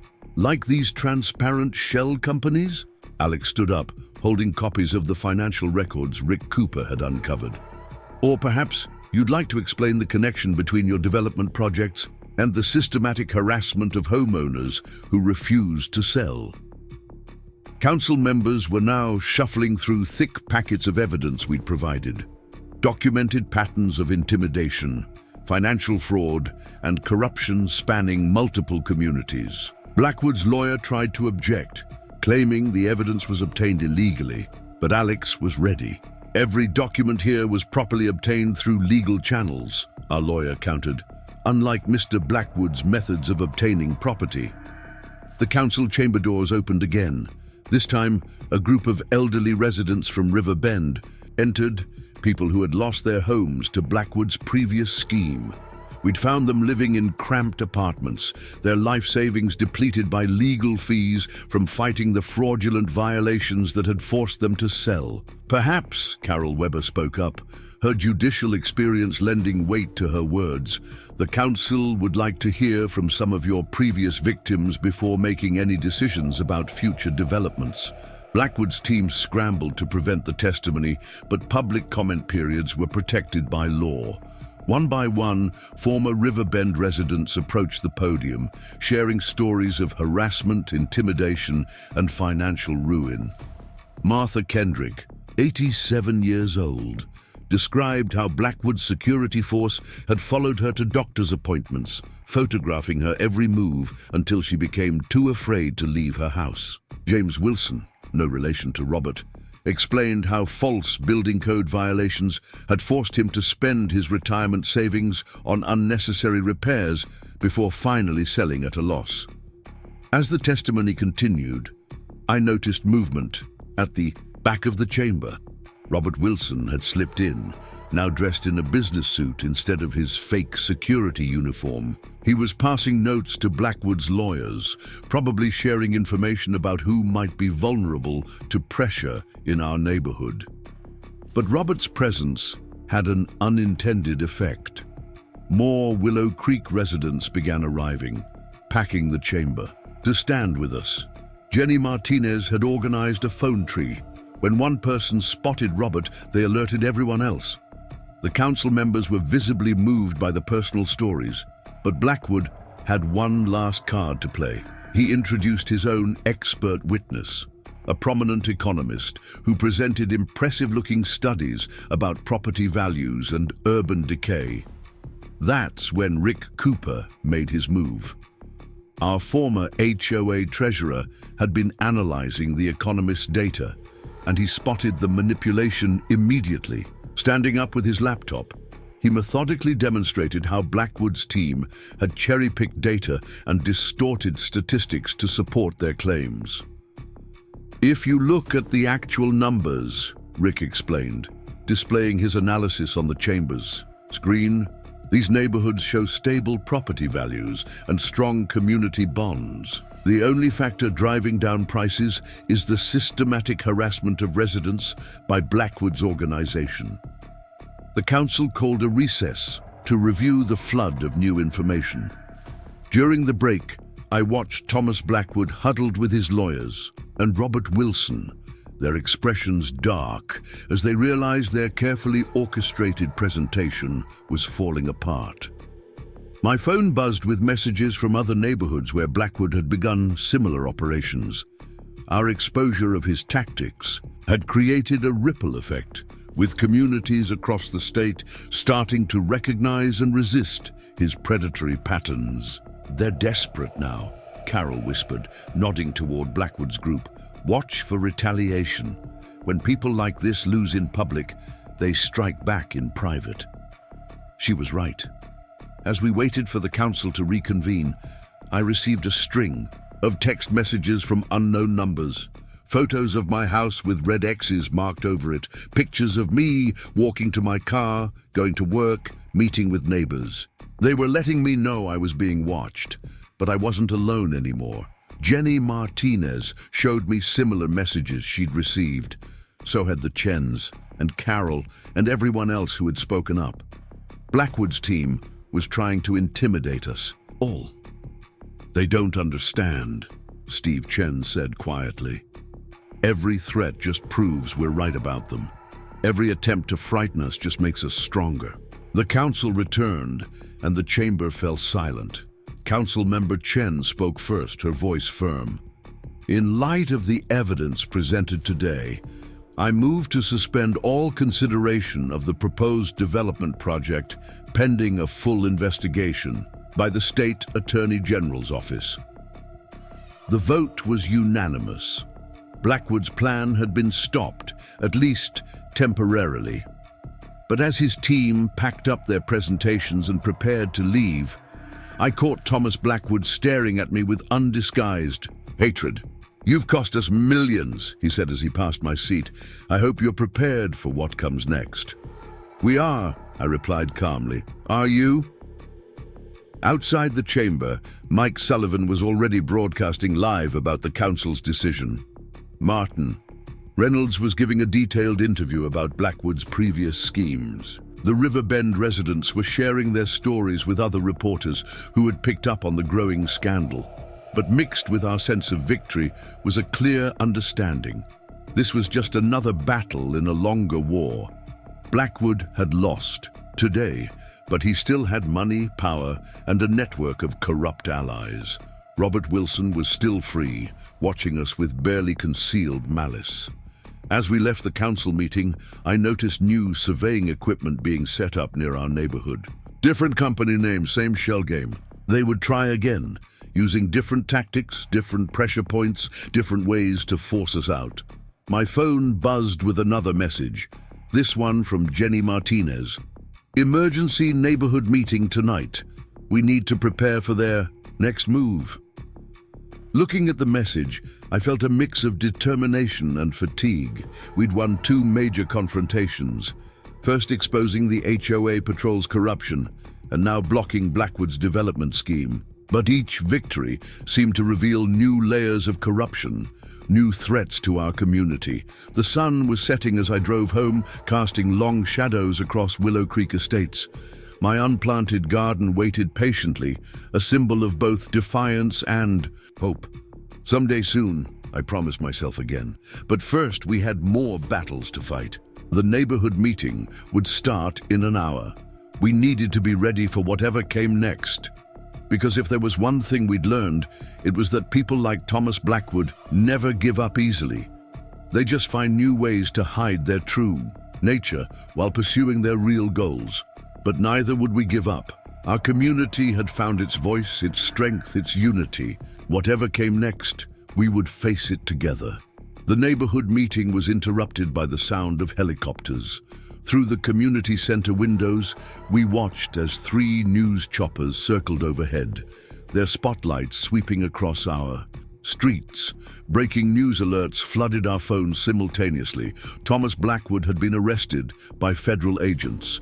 Alex Rodriguez burst through the door, legal papers clutched in his hand. "It's bigger than we thought," he announced breathlessly. "The FBI didn't just raid Blackwood's offices, they've uncovered a nationwide network. Real estate fraud, money laundering, political corruption. They're calling it Operation Shadow Purchase." The room erupted in excited chatter. But Carol, Weber's expression remained grave. "This isn't over," she warned, pointing to her tablet. Security camera footage showed a fleet of unmarked vans entering our neighborhood from different directions. "Blackwood's people are destroying evidence. Right now." Jenny Martinez was already on her phone, activating our community alert system. Within minutes, residents positioned themselves at strategic points throughout Willow Creek Estates.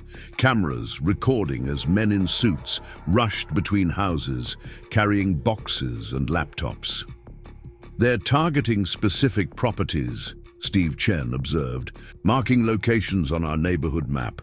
Every house that received those orange survey marks last week. A familiar black SUV screeched to a halt outside the community center. Robert Wilson emerged, no longer bothering with his security uniform pretense. He was wearing an expensive suit and speaking rapidly into a phone, directing the evidence removal teams. Get everything from Anderson's house first, we heard him bark into the phone. Priority on the financial records and the development plans, and find those backup servers. Mike Sullivan's news van appeared at the neighborhood entrance, his team already broadcasting live. Sources confirm that federal agents are simultaneously raiding properties in 12 states, his voice carried across the evening air. The investigation reportedly began with community complaints about fraudulent security operations in residential neighborhoods. Robert spotted the news crew, and his face contorted with rage. He started toward them aggressively, but froze when he noticed dozens of residents filming him from their porches and windows. His phone buzzed again, and his expression shifted from anger to fear as he listened to the caller.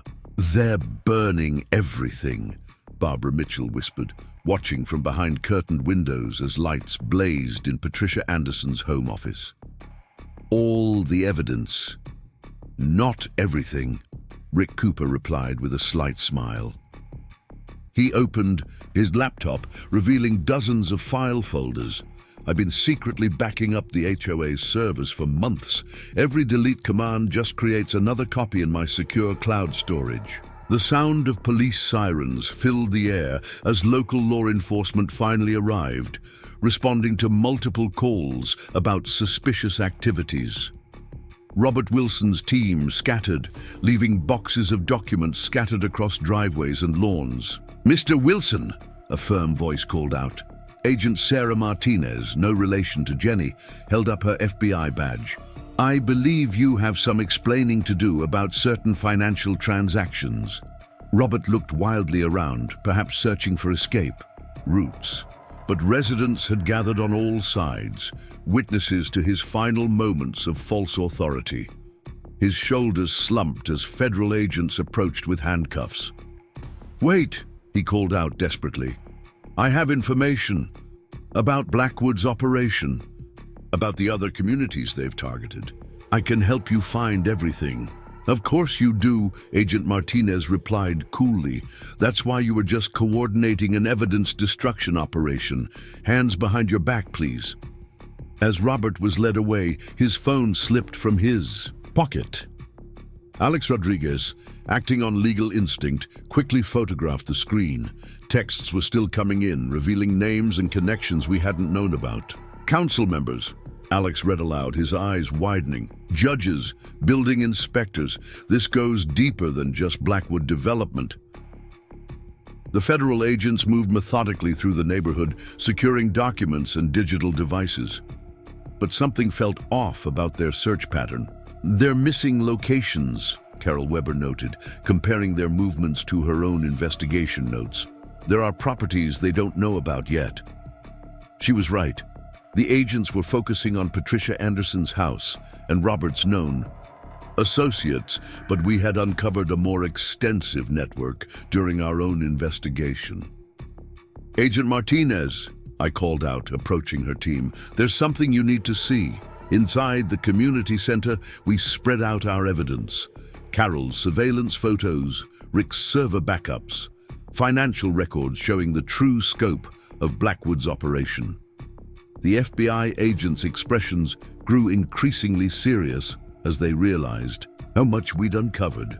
"You people did all this?" Agent Martinez asked, examining our detailed documentation of shell companies and property transfers. "We had to," Jenny explained. "No one would believe us at first. We had to prove what was happening to our community."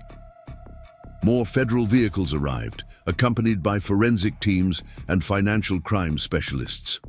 The evidence collection operation would continue through the night, but now it was being done properly, legally, with every document carefully preserved and catalogued. My phone buzzed, a message from an unknown number, but this time it wasn't a threat. It was a link to a live video feed showing Thomas Blackwood being escorted into FBI headquarters in Washington, D.C. The timestamp was just minutes old. "He's trying to make a deal," Alex observed, watching the footage. "Look at how quickly he's talking to the agents. He'll sell out everyone to save himself." Carol nodded grimly. "And some of those people won't want to be sold out." Watch for repercussions. Blackwood knew things about powerful people, judges, politicians, business leaders. They won't go down quietly. As if to emphasize her point, distant explosions lit up the night sky. Patricia Anderson's house was suddenly engulfed in flames, clearly the result of an incendiary device. Fire trucks wailed in the distance as federal agents rushed to secure the scene. "Professional job," Agent Martinez muttered, studying the fire pattern. Someone wanted to be sure certain documents never saw the light of day. But they were too late. Rick's server backups contained everything. Barbara's meticulous minutes provided context and connections. The evidence trail was secure, backed up in multiple locations. The neighborhood gathered in small groups, watching as federal agents continued their work. There was a sense of unreality to it all. Just days ago, we'd been living under the shadow of corrupt authority, and now the whole operation was being exposed on national television. "Look at this," Mike Sullivan called out, his camera focused. On the laptop screen, news channels across the country were picking up the story. Operation Shadow Purchase was trending on social media, with communities nationwide coming forward to share similar experiences. A map displayed on one news channel showed the extent of Blackwood's operation. Hundreds of neighborhoods targeted, thousands of families affected. Our small act of resistance had helped expose a massive criminal enterprise. But mixed with the sense of victory was a growing awareness of the dangers ahead. These people had stolen millions, corrupted officials, destroyed lives. They wouldn't go to prison quietly. "We need to be careful now," Carol advised the gathered residents. "The visible threats, Robert, Patricia, Blackwood, they're in custody, but their partners, their political allies, their financial backers, those are still out there, and they have resources we can't imagine." As if to confirm her warning, a series of black SUVs rolled slowly past the neighborhood entrance. They didn't stop, but the message was clear. We were being watched by people even more dangerous than Robert Wilson. The federal agents began establishing a permanent presence in our neighborhood, setting up mobile command centers and evidence processing stations. This investigation would take months to fully unravel. Agent Martinez approached our group again, her expression serious. "We'll need all of you to testify," she said. "What you've uncovered here, it's going to help us take down similar operations across the country, but it also means you'll be targets. We can offer protection." I looked at my neighbors, the Chens, Jenny Martinez, Carol Weber, Rick Cooper, Barbara Mitchell.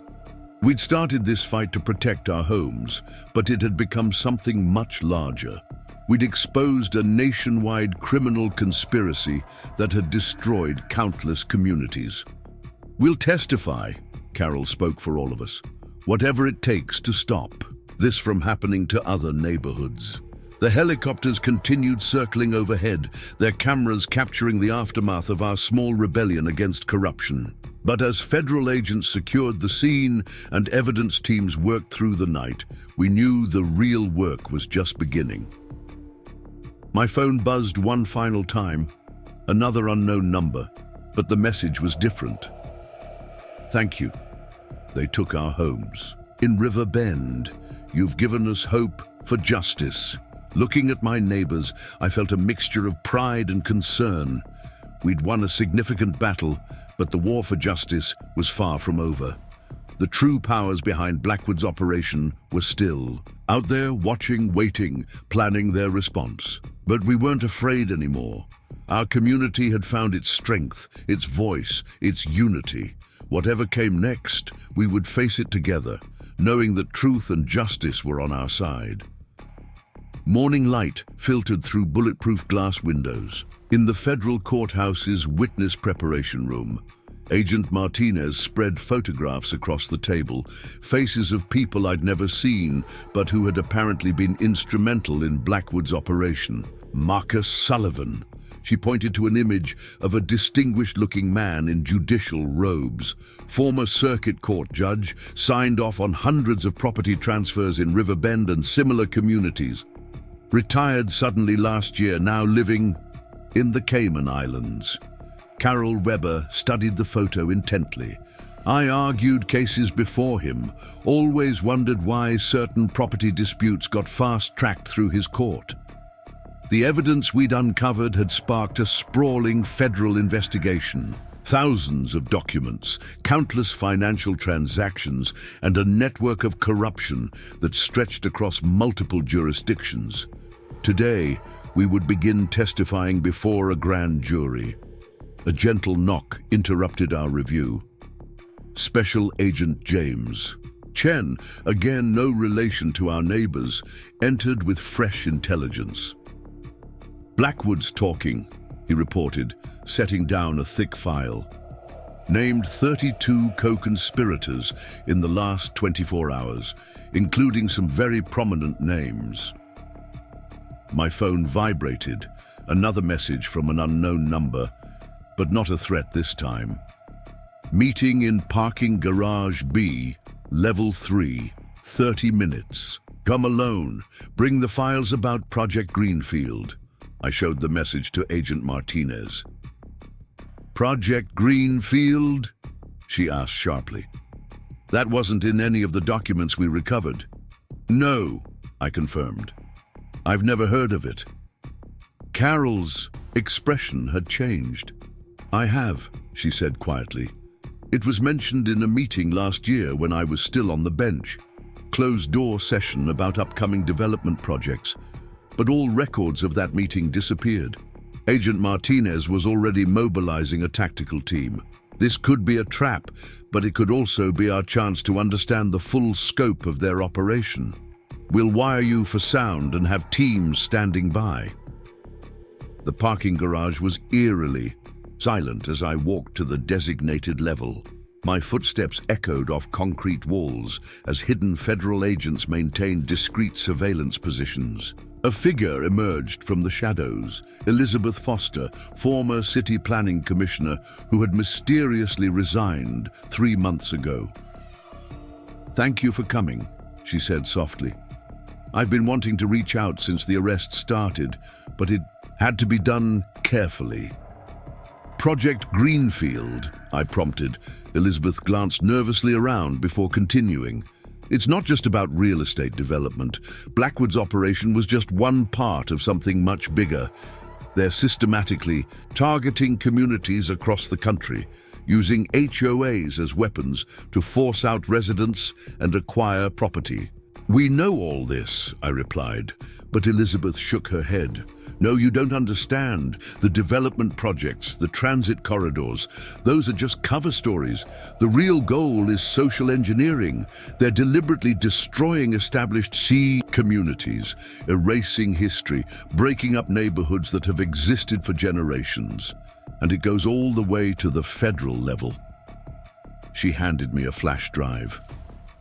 "Everything I could gather about Project Greenfield is here. Names, dates, locations. But be careful. Some of these people, they make Thomas Blackwood look like an amateur." Before I could ask more questions, the garage echoed with the sound of screeching tires. A black SUV appeared, moving fast. Elizabeth's eyes widened in fear. "They found me!" she gasped. "I have to go. Don't trust anyone with a government email address. And whatever you do, don't let them know about the storage facility in Maxwell Heights." She disappeared into a stairwell as federal agents intercepted the approaching vehicle. Inside, they found only a driver who claimed to be lost. But the message was clear. Someone had been watching our meeting. Back in the courthouse, cybersecurity experts began analyzing the flash drive, while Carol and I pieced together what we do about Project Greenfield. "Maxwell Heights," Carol mused. "That's where they built that luxury apartment complex last year, the one that replaced the old historic district." Agent Martinez pulled up satellite imagery. "The storage facility Elizabeth mentioned, it's here, just outside the development zone. Property records show it's owned by another shell company." My phone buzzed again. Jenny Martinez this time. "You need to see the news. They're demolishing Riverbend community. right now. No warning, no permits, just showed up with bulldozers. We quickly pulled up the live coverage. Construction equipment was tearing through homes as stunned former residents watched their old neighborhood being destroyed. The company conducting the demolition had a familiar structure, another shell corporation leading back to offshore accounts. They're destroying evidence, Alex Rodriguez observed. Anything that might be hidden in those houses, any proof of their previous operations, it's all being reduced to rubble. Agent Chen was already making calls. We need to get a court order to stop the demolition. It won't help. Elizabeth Foster's voice came from the doorway. She had returned, looking shaken but determined. By the time you get the order, everything will be gone. That's how they operate. Create facts on the ground that can't be undone. She spread out her own documents on the table. Project Greenfield isn't just about acquiring property. It's about erasing communities that have become too independent, too organized, too resistant to outside control. They target neighborhoods with strong social bonds, places where people look out for each other. The implications were staggering. This wasn't just criminal conspiracy, it was social engineering on a massive scale. But why? I asked. What's the ultimate goal? Elizabeth's expression was grim. Control. Atomized, isolated people are easier to manipulate. Strong communities resist exploitation. Project Greenfield identifies neighborhoods with high social cohesion and systematically destroys them, replacing long-term residents with transient populations who never form deep, local connections. Agent Martinez studied the documents. These demolition patterns, they're not random. They're creating deliberate gaps in the urban fabric, breaking up natural community gathering points. Exactly, Elizabeth confirmed. The development projects are designed to fragment neighborhoods, replace community spaces with controlled environments. Everything monitored, everything regulated. Carol Weber was connecting more dots. The HOA security forces, the surveillance cameras, the arbitrary rules. They were testing compliance measures, seeing how much control people would accept. My phone lit up with another alert. More demolitions were starting in other cities. The same pattern, sudden, unannounced, targeting specific communities that had resisted previous development attempts. We need to warn people, Jenny insisted. Other neighborhoods need to know what's coming. But Elizabeth shook her head. Direct warnings won't work. They'll be dismissed as conspiracy theories. You need to show people, help them connect the dots themselves. Agent Martinez was coordinating with FBI offices across the country, trying to track the demolition teams. But we all knew they would be too late. The destruction was happening too quickly, too efficiently. Maxwell Heights, I said suddenly, the storage facility. Whatever's there, it must be important if Elizabeth risked exposing herself to tell us about it. Carol was already gathering her things. We need to move fast. Once they realize Elizabeth, talk to us. That facility will be their next target. The federal agents quickly organized a raid team, but we had to be careful. If Project Greenfield really did have high-level government connections, we couldn't risk tipping our hand through official channels. My phone buzzed one final time. Another unknown number. You're looking in the wrong direction. The storage facility is a distraction. Check the construction site at River Bend, underground level. Hurry. The message was signed simply, a friend in the planning office. We now faced a critical decision. Split our resources between two potentially vital locations, or focus on one target and risk losing evidence at the other. The sound of distant demolition equipment echoed through the courthouse windows. Time was running out. Whatever secrets Project Greenfield held, whatever forces were trying to reshape our communities, we had to expose them before more neighborhoods disappeared forever. Agent Martinez gathered her team for a hasty conference. We can't risk missing either location. Mr. Thompson, You take a team to River Bend. Carol, you and Elizabeth lead another group to Maxwell Heights. Full documentation of everything you find. And be careful. These people have already shown they're willing to destroy evidence at any cost. As we prepared to move out, I looked at the satellite imagery one last time. 2 locations, 2 possibilities, and somewhere in between them, the truth about who was really controlling our communities and why they were so determined to break them apart. The morning sun cast long shadows across the courthouse steps as we descended to our vehicles. Somewhere in the distance, bulldozers continued their work, erasing more pieces of community history with every passing minute. The ruins of River Bend community stretched before us like an urban war zone. Construction equipment prowled through the debris, methodically erasing every trace of the neighborhood's existence. Agent Martinez's tactical team moved carefully through the chaos. Following the anonymous tip about the underground level, Mike Sullivan from the Maplewood Chronicle had insisted on coming along, documenting everything with his camera. "People need to see this," he said grimly, photographing a child's abandoned bicycle half buried in rubble.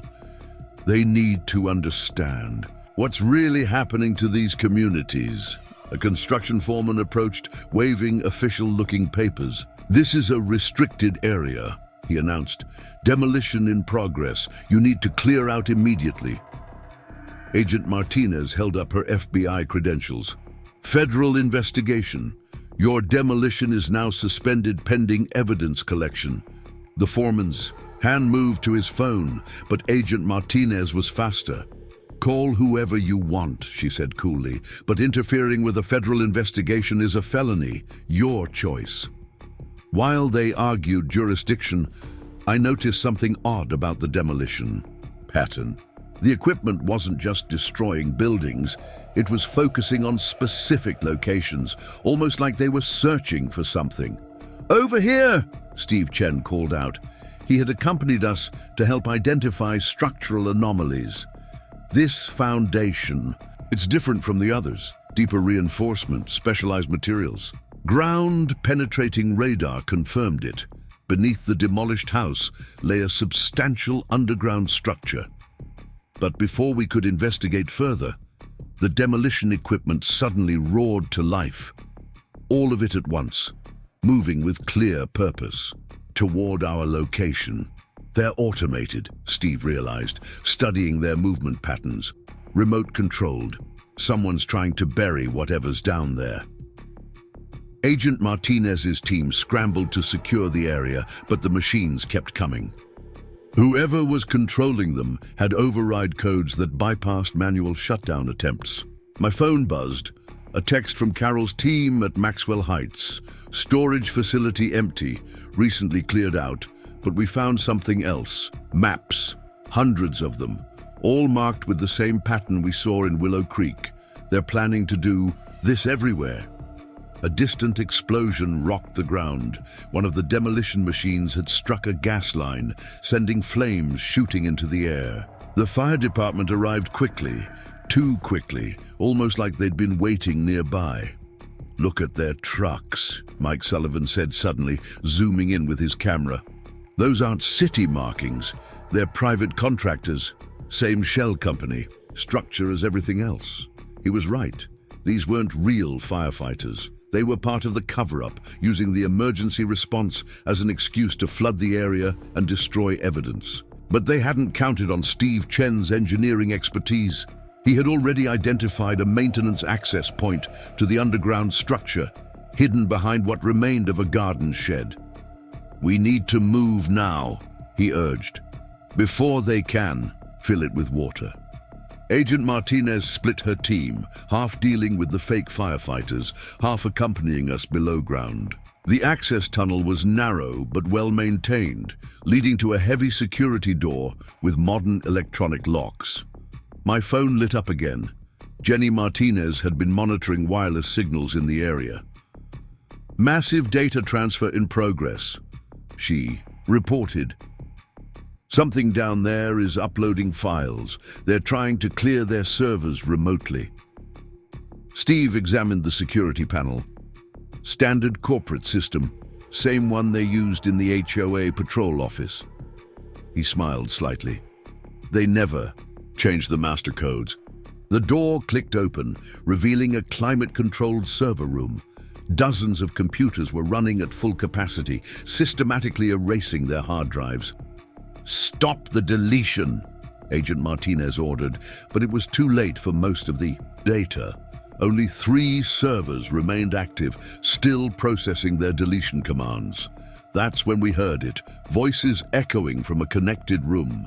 "Someone else was down here. Wipe everything," a familiar voice commanded, "especially the Project Greenfield files.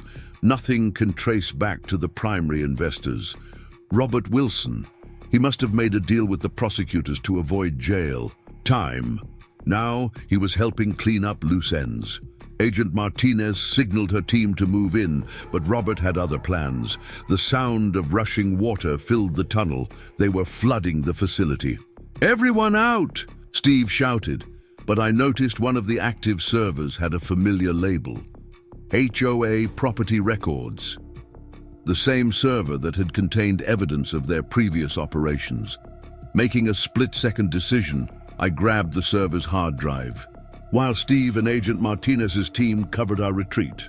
Water was already ankle-deep as we fought our way back to the access tunnel. My phone buzzed one final time before losing signal underground.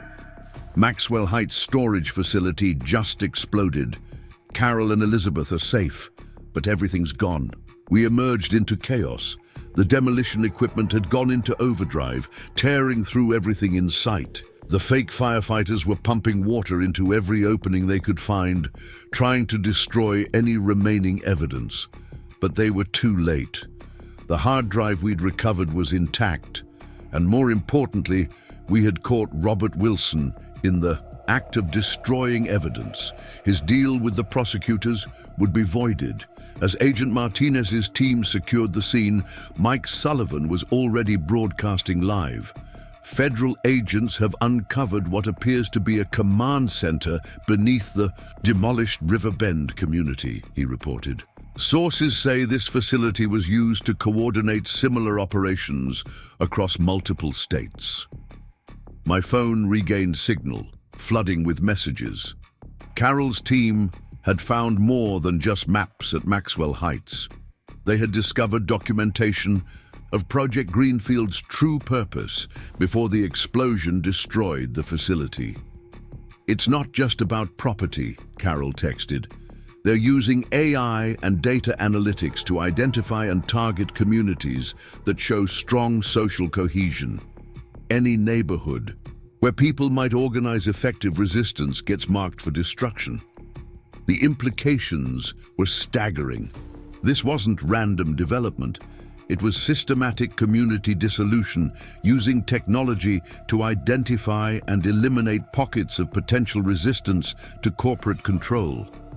As if to confirm this, new demolition orders were already being issued in other cities. The same pattern, the same shell companies, the same urgent rush to erase evidence of established communities. But now we had proof.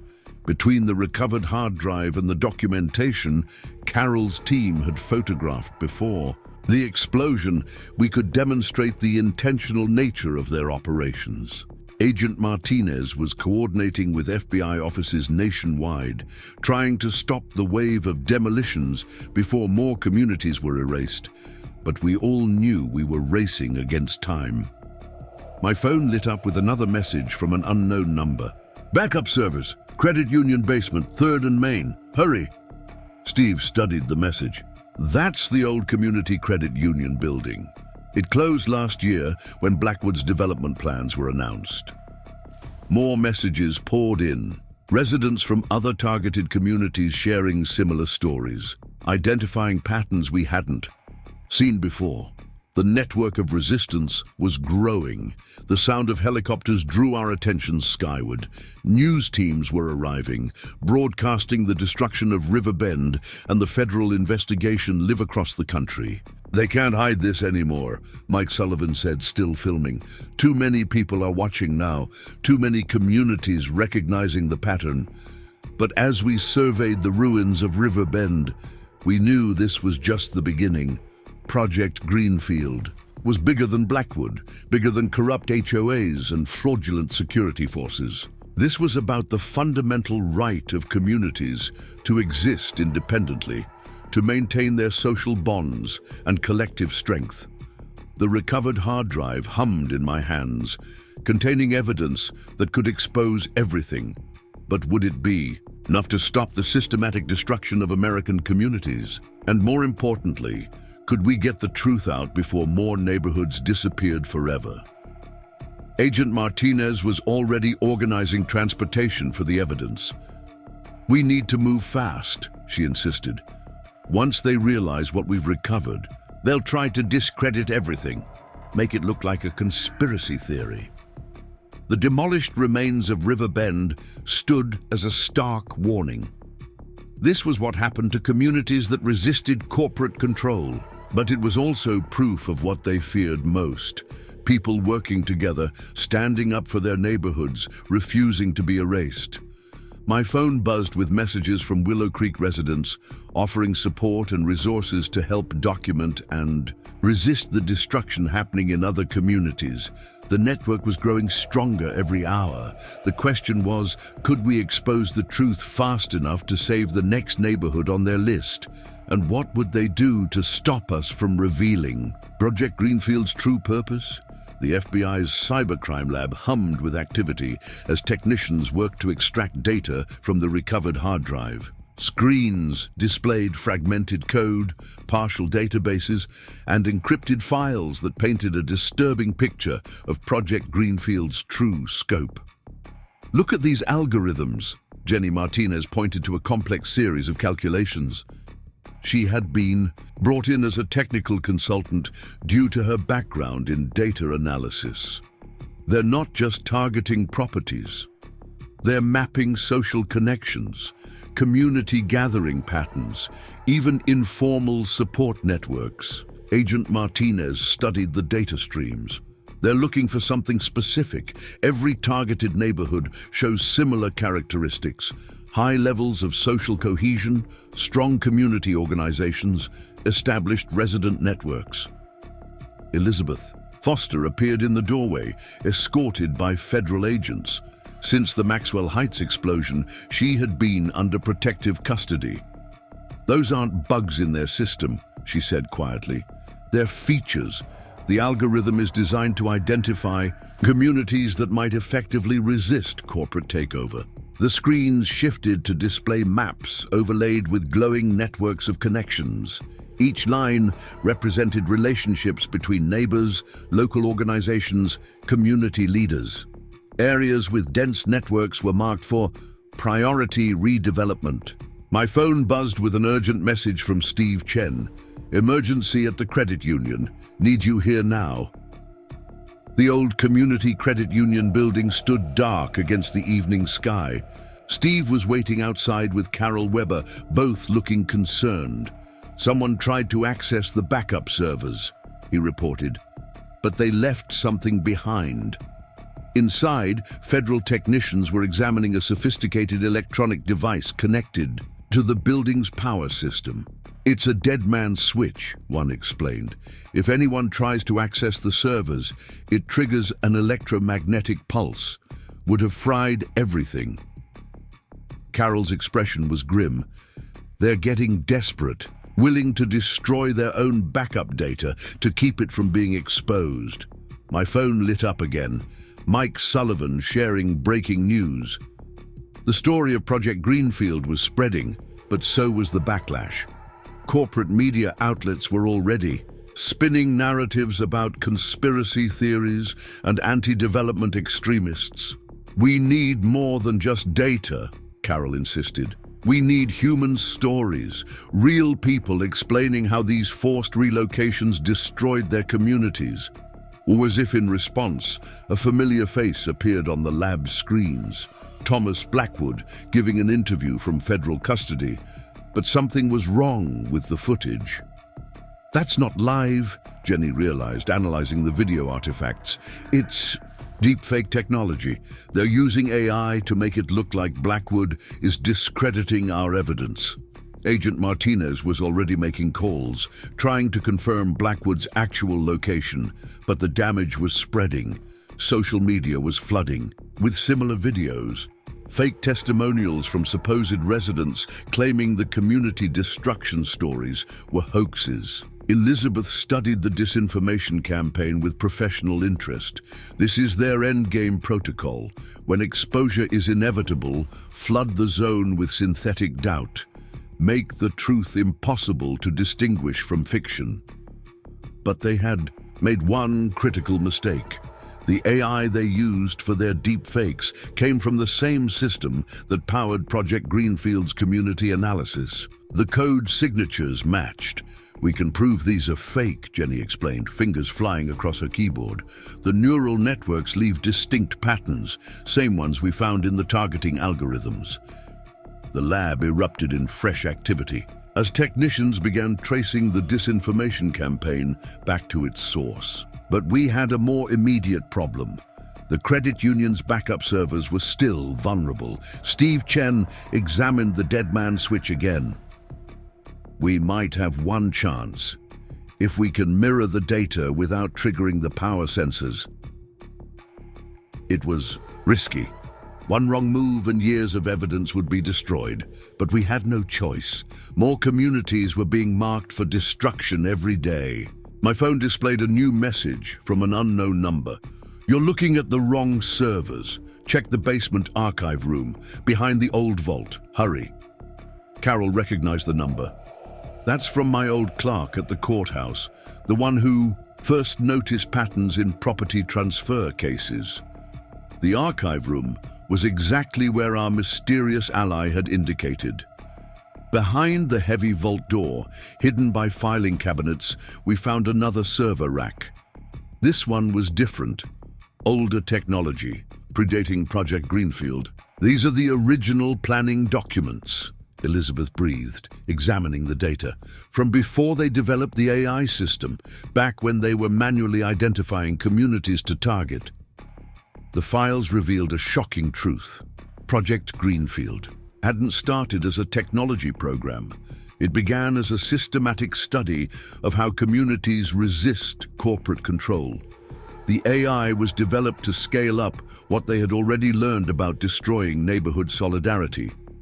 Agent Martinez's team carefully documented everything while Steve worked to bypass the dead man's switch. But time was running out. Our phones buzzed with alerts, more neighborhoods being marked for emergency redevelopment across the country.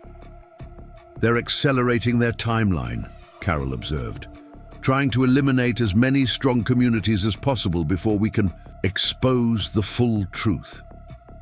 The lab screens filled with new data as Jenny cracked another encryption layer. Project Greenfield's machine learning systems had categorized every neighborhood in America, ranking them by potential for resistance. Communities with strong social bonds were marked for immediate action. Elizabeth studied the rankings with growing horror. These aren't just predictions. They're using real-time data from smart devices, social media, even traffic patterns to identify gathering points and informal community networks. My phone displayed another alert, this one from Rick Cooper, still monitoring financial transactions. Massive property acquisitions happening right now. Shell companies buying up land in every marked neighborhood. They were making their move, trying to seize as much property as possible before their system was exposed. But they hadn't counted on the strength of the very communities they were targeting. Messages poured in from neighborhood groups across the country. People were connecting the patterns, sharing information, organizing resistance. The same social networks Project Greenfield had identified as threats were now being used to fight back. Agent Martinez coordinated with FBI field officers, racing to stop demolition orders and fraudulent property transfers. But we knew legal intervention wouldn't be enough. We needed to expose the entire system. Jenny's analysis revealed something crucial in the code. The AI doesn't just identify strong communities, it's actively monitoring resistance efforts. Every time people organize to protect their neighborhoods, it adapts its tactics. Then we make that work against them, Carol suggested. If enough communities resist simultaneously. She was right. Project Greenfield's algorithms relied on targeting isolated pockets of resistance. They had never faced coordinated opposition from multiple communities at once. My phone buzzed with messages from Willow Creek residents. They were already reaching out to other neighborhoods, sharing our experiences, teaching others how to document, evidence, and expose fraudulent development schemes. The lab screens showed the AI struggling to adapt. Its predictive models couldn't handle the surge of cross-community organization. The very thing it was designed to prevent, widespread neighborhood solidarity, was becoming its weakness. But our opponents weren't finished. As we worked to expose their system, they launched a new wave of disinformation. Fake studies appeared, claiming community stability was actually harmful to economic growth. Corporate media pushed narratives about the benefits of neighborhood turnover. Classic misdirection, Elizabeth noted. When technology fails, they fall back on propaganda. Try to convince people that community itself is the problem. Agent Martinez received an urgent update. Federal agents had tracked the deepfake videos to a corporate office in Singapore. Another shell company, but this one led straight back to major investment firms. This goes higher than Blackwood, she announced. These orders are coming from global investment funds. They see strong communities as obstacles to market efficiency. The implications were staggering. Project Greenfield wasn't just about property development. It was part of a larger effort to reshape society itself, eliminating the kind of community bonds that could resist corporate control. But as we processed this revelation, something unexpected happened. The AI's community monitoring systems began detecting new patterns. Neighborhoods spontaneously organizing, forming connections, building resistance networks faster than the algorithms could track them. The very tool they had created to destroy communities was now documenting their resilience. Every attempt to isolate and eliminate neighborhood solidarity was instead strengthening it. My phone displayed one final message from the unknown number. Check the AI's secondary analysis protocols. It's learning something they never intended. Project Greenfield's architects had made a fundamental miscalculation. In trying to understand how communities resist control, they had created a perfect model of why they survive. The data proved what we had known all along.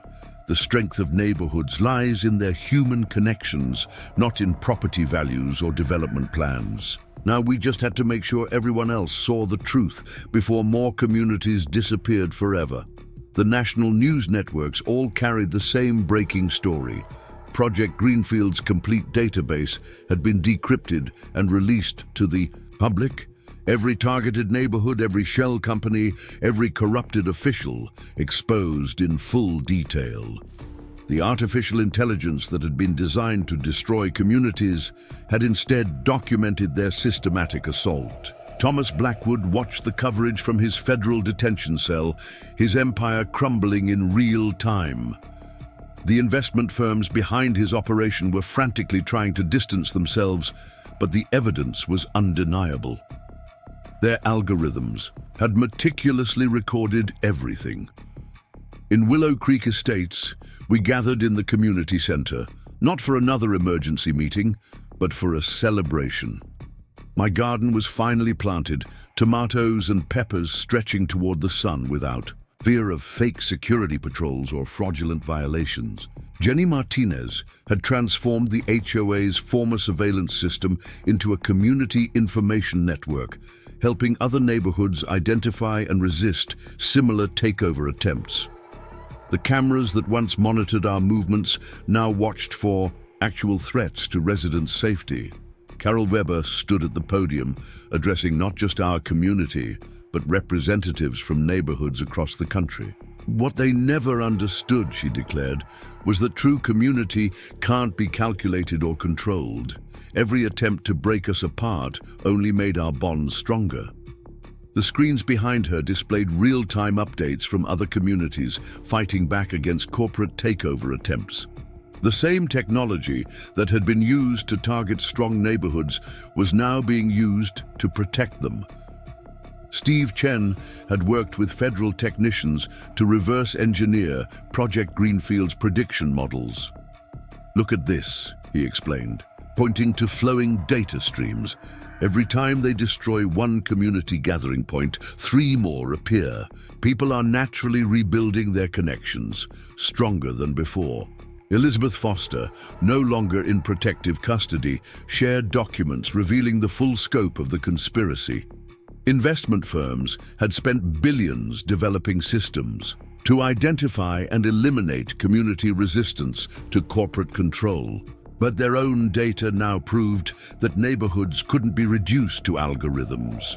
Robert Wilson and Patricia Anderson had both accepted plea deals, providing testimony about the nationwide network of fraudulent HOA security operations. The evidence implicated judges, politicians, and business leaders who had facilitated the scheme. My phone displayed message after message from communities organizing their own resistance. The same social networks that Project Greenfield had marked as threats were now spreading information about how to protect neighborhoods from corporate takeover. Agent Martinez arrived with breaking news from the FBI investigation. The investment firms behind Project Greenfield are facing RICO charges, she announced. Their entire operation is being treated as a criminal conspiracy to deprive citizens of their property rights. Mike Sullivan's documentary about our fight had gone viral, inspiring other communities to investigate their own suspicious development projects. His cameras captured the moment when demolition equipment arrived at another targeted neighborhood, only to be met by hundreds of residents armed with cameras and legal documents. The artificial intelligence that had been designed to destroy communities had inadvertently created a perfect model of how they thrive. Every data point, every connection, every pattern of resistance now served as a blueprint for building stronger neighborhoods. Back in my garden, I watched as neighbors gathered to share stories and plan for the future. The orange spray paint, markings that had once signaled threats, now bore new messages: community protected and stronger together. Carol joined me, smiling at the transformation. "You know they'll try again," she warned. "Different methods, different technologies, but the same goal. They still want to break apart any community strong enough to resist corporate control." "Let them try," I replied, watching children play freely in yards that had once been under constant surveillance. We know how to fight back now, and more importantly, we know why we're fighting. The sun set over Willow Creek Estates, casting warm light on homes that had nearly been lost to corporate greed. In windows that had once been darkened by fear, lights shone brightly as neighbors gathered for dinner, meetings, and simple conversation. My phone displayed one final message from an unknown number. Project Greenfield's ultimate failure. They taught us exactly how strong we really are. The battle for our homes had revealed something more valuable than property rights. It had shown us the true power of community, the strength that comes from neighbors standing together against those who would divide us. In my flourishing garden, surrounded by the sounds of children playing and neighbors chatting, I finally understood. They had tried to use technology to break us apart, but instead, they had helped us discover just how unbreakable our bonds could be. The story of Willow Creek Estates would be told in other communities facing similar threats. Not just as a warning about corporate greed and corruption, but as proof that when neighbors stand together, no algorithm can calculate their strength. Up next, You've got two more standout stories right on your screen. If this one hit the mark, you won't want to pass these up, just click and check them out.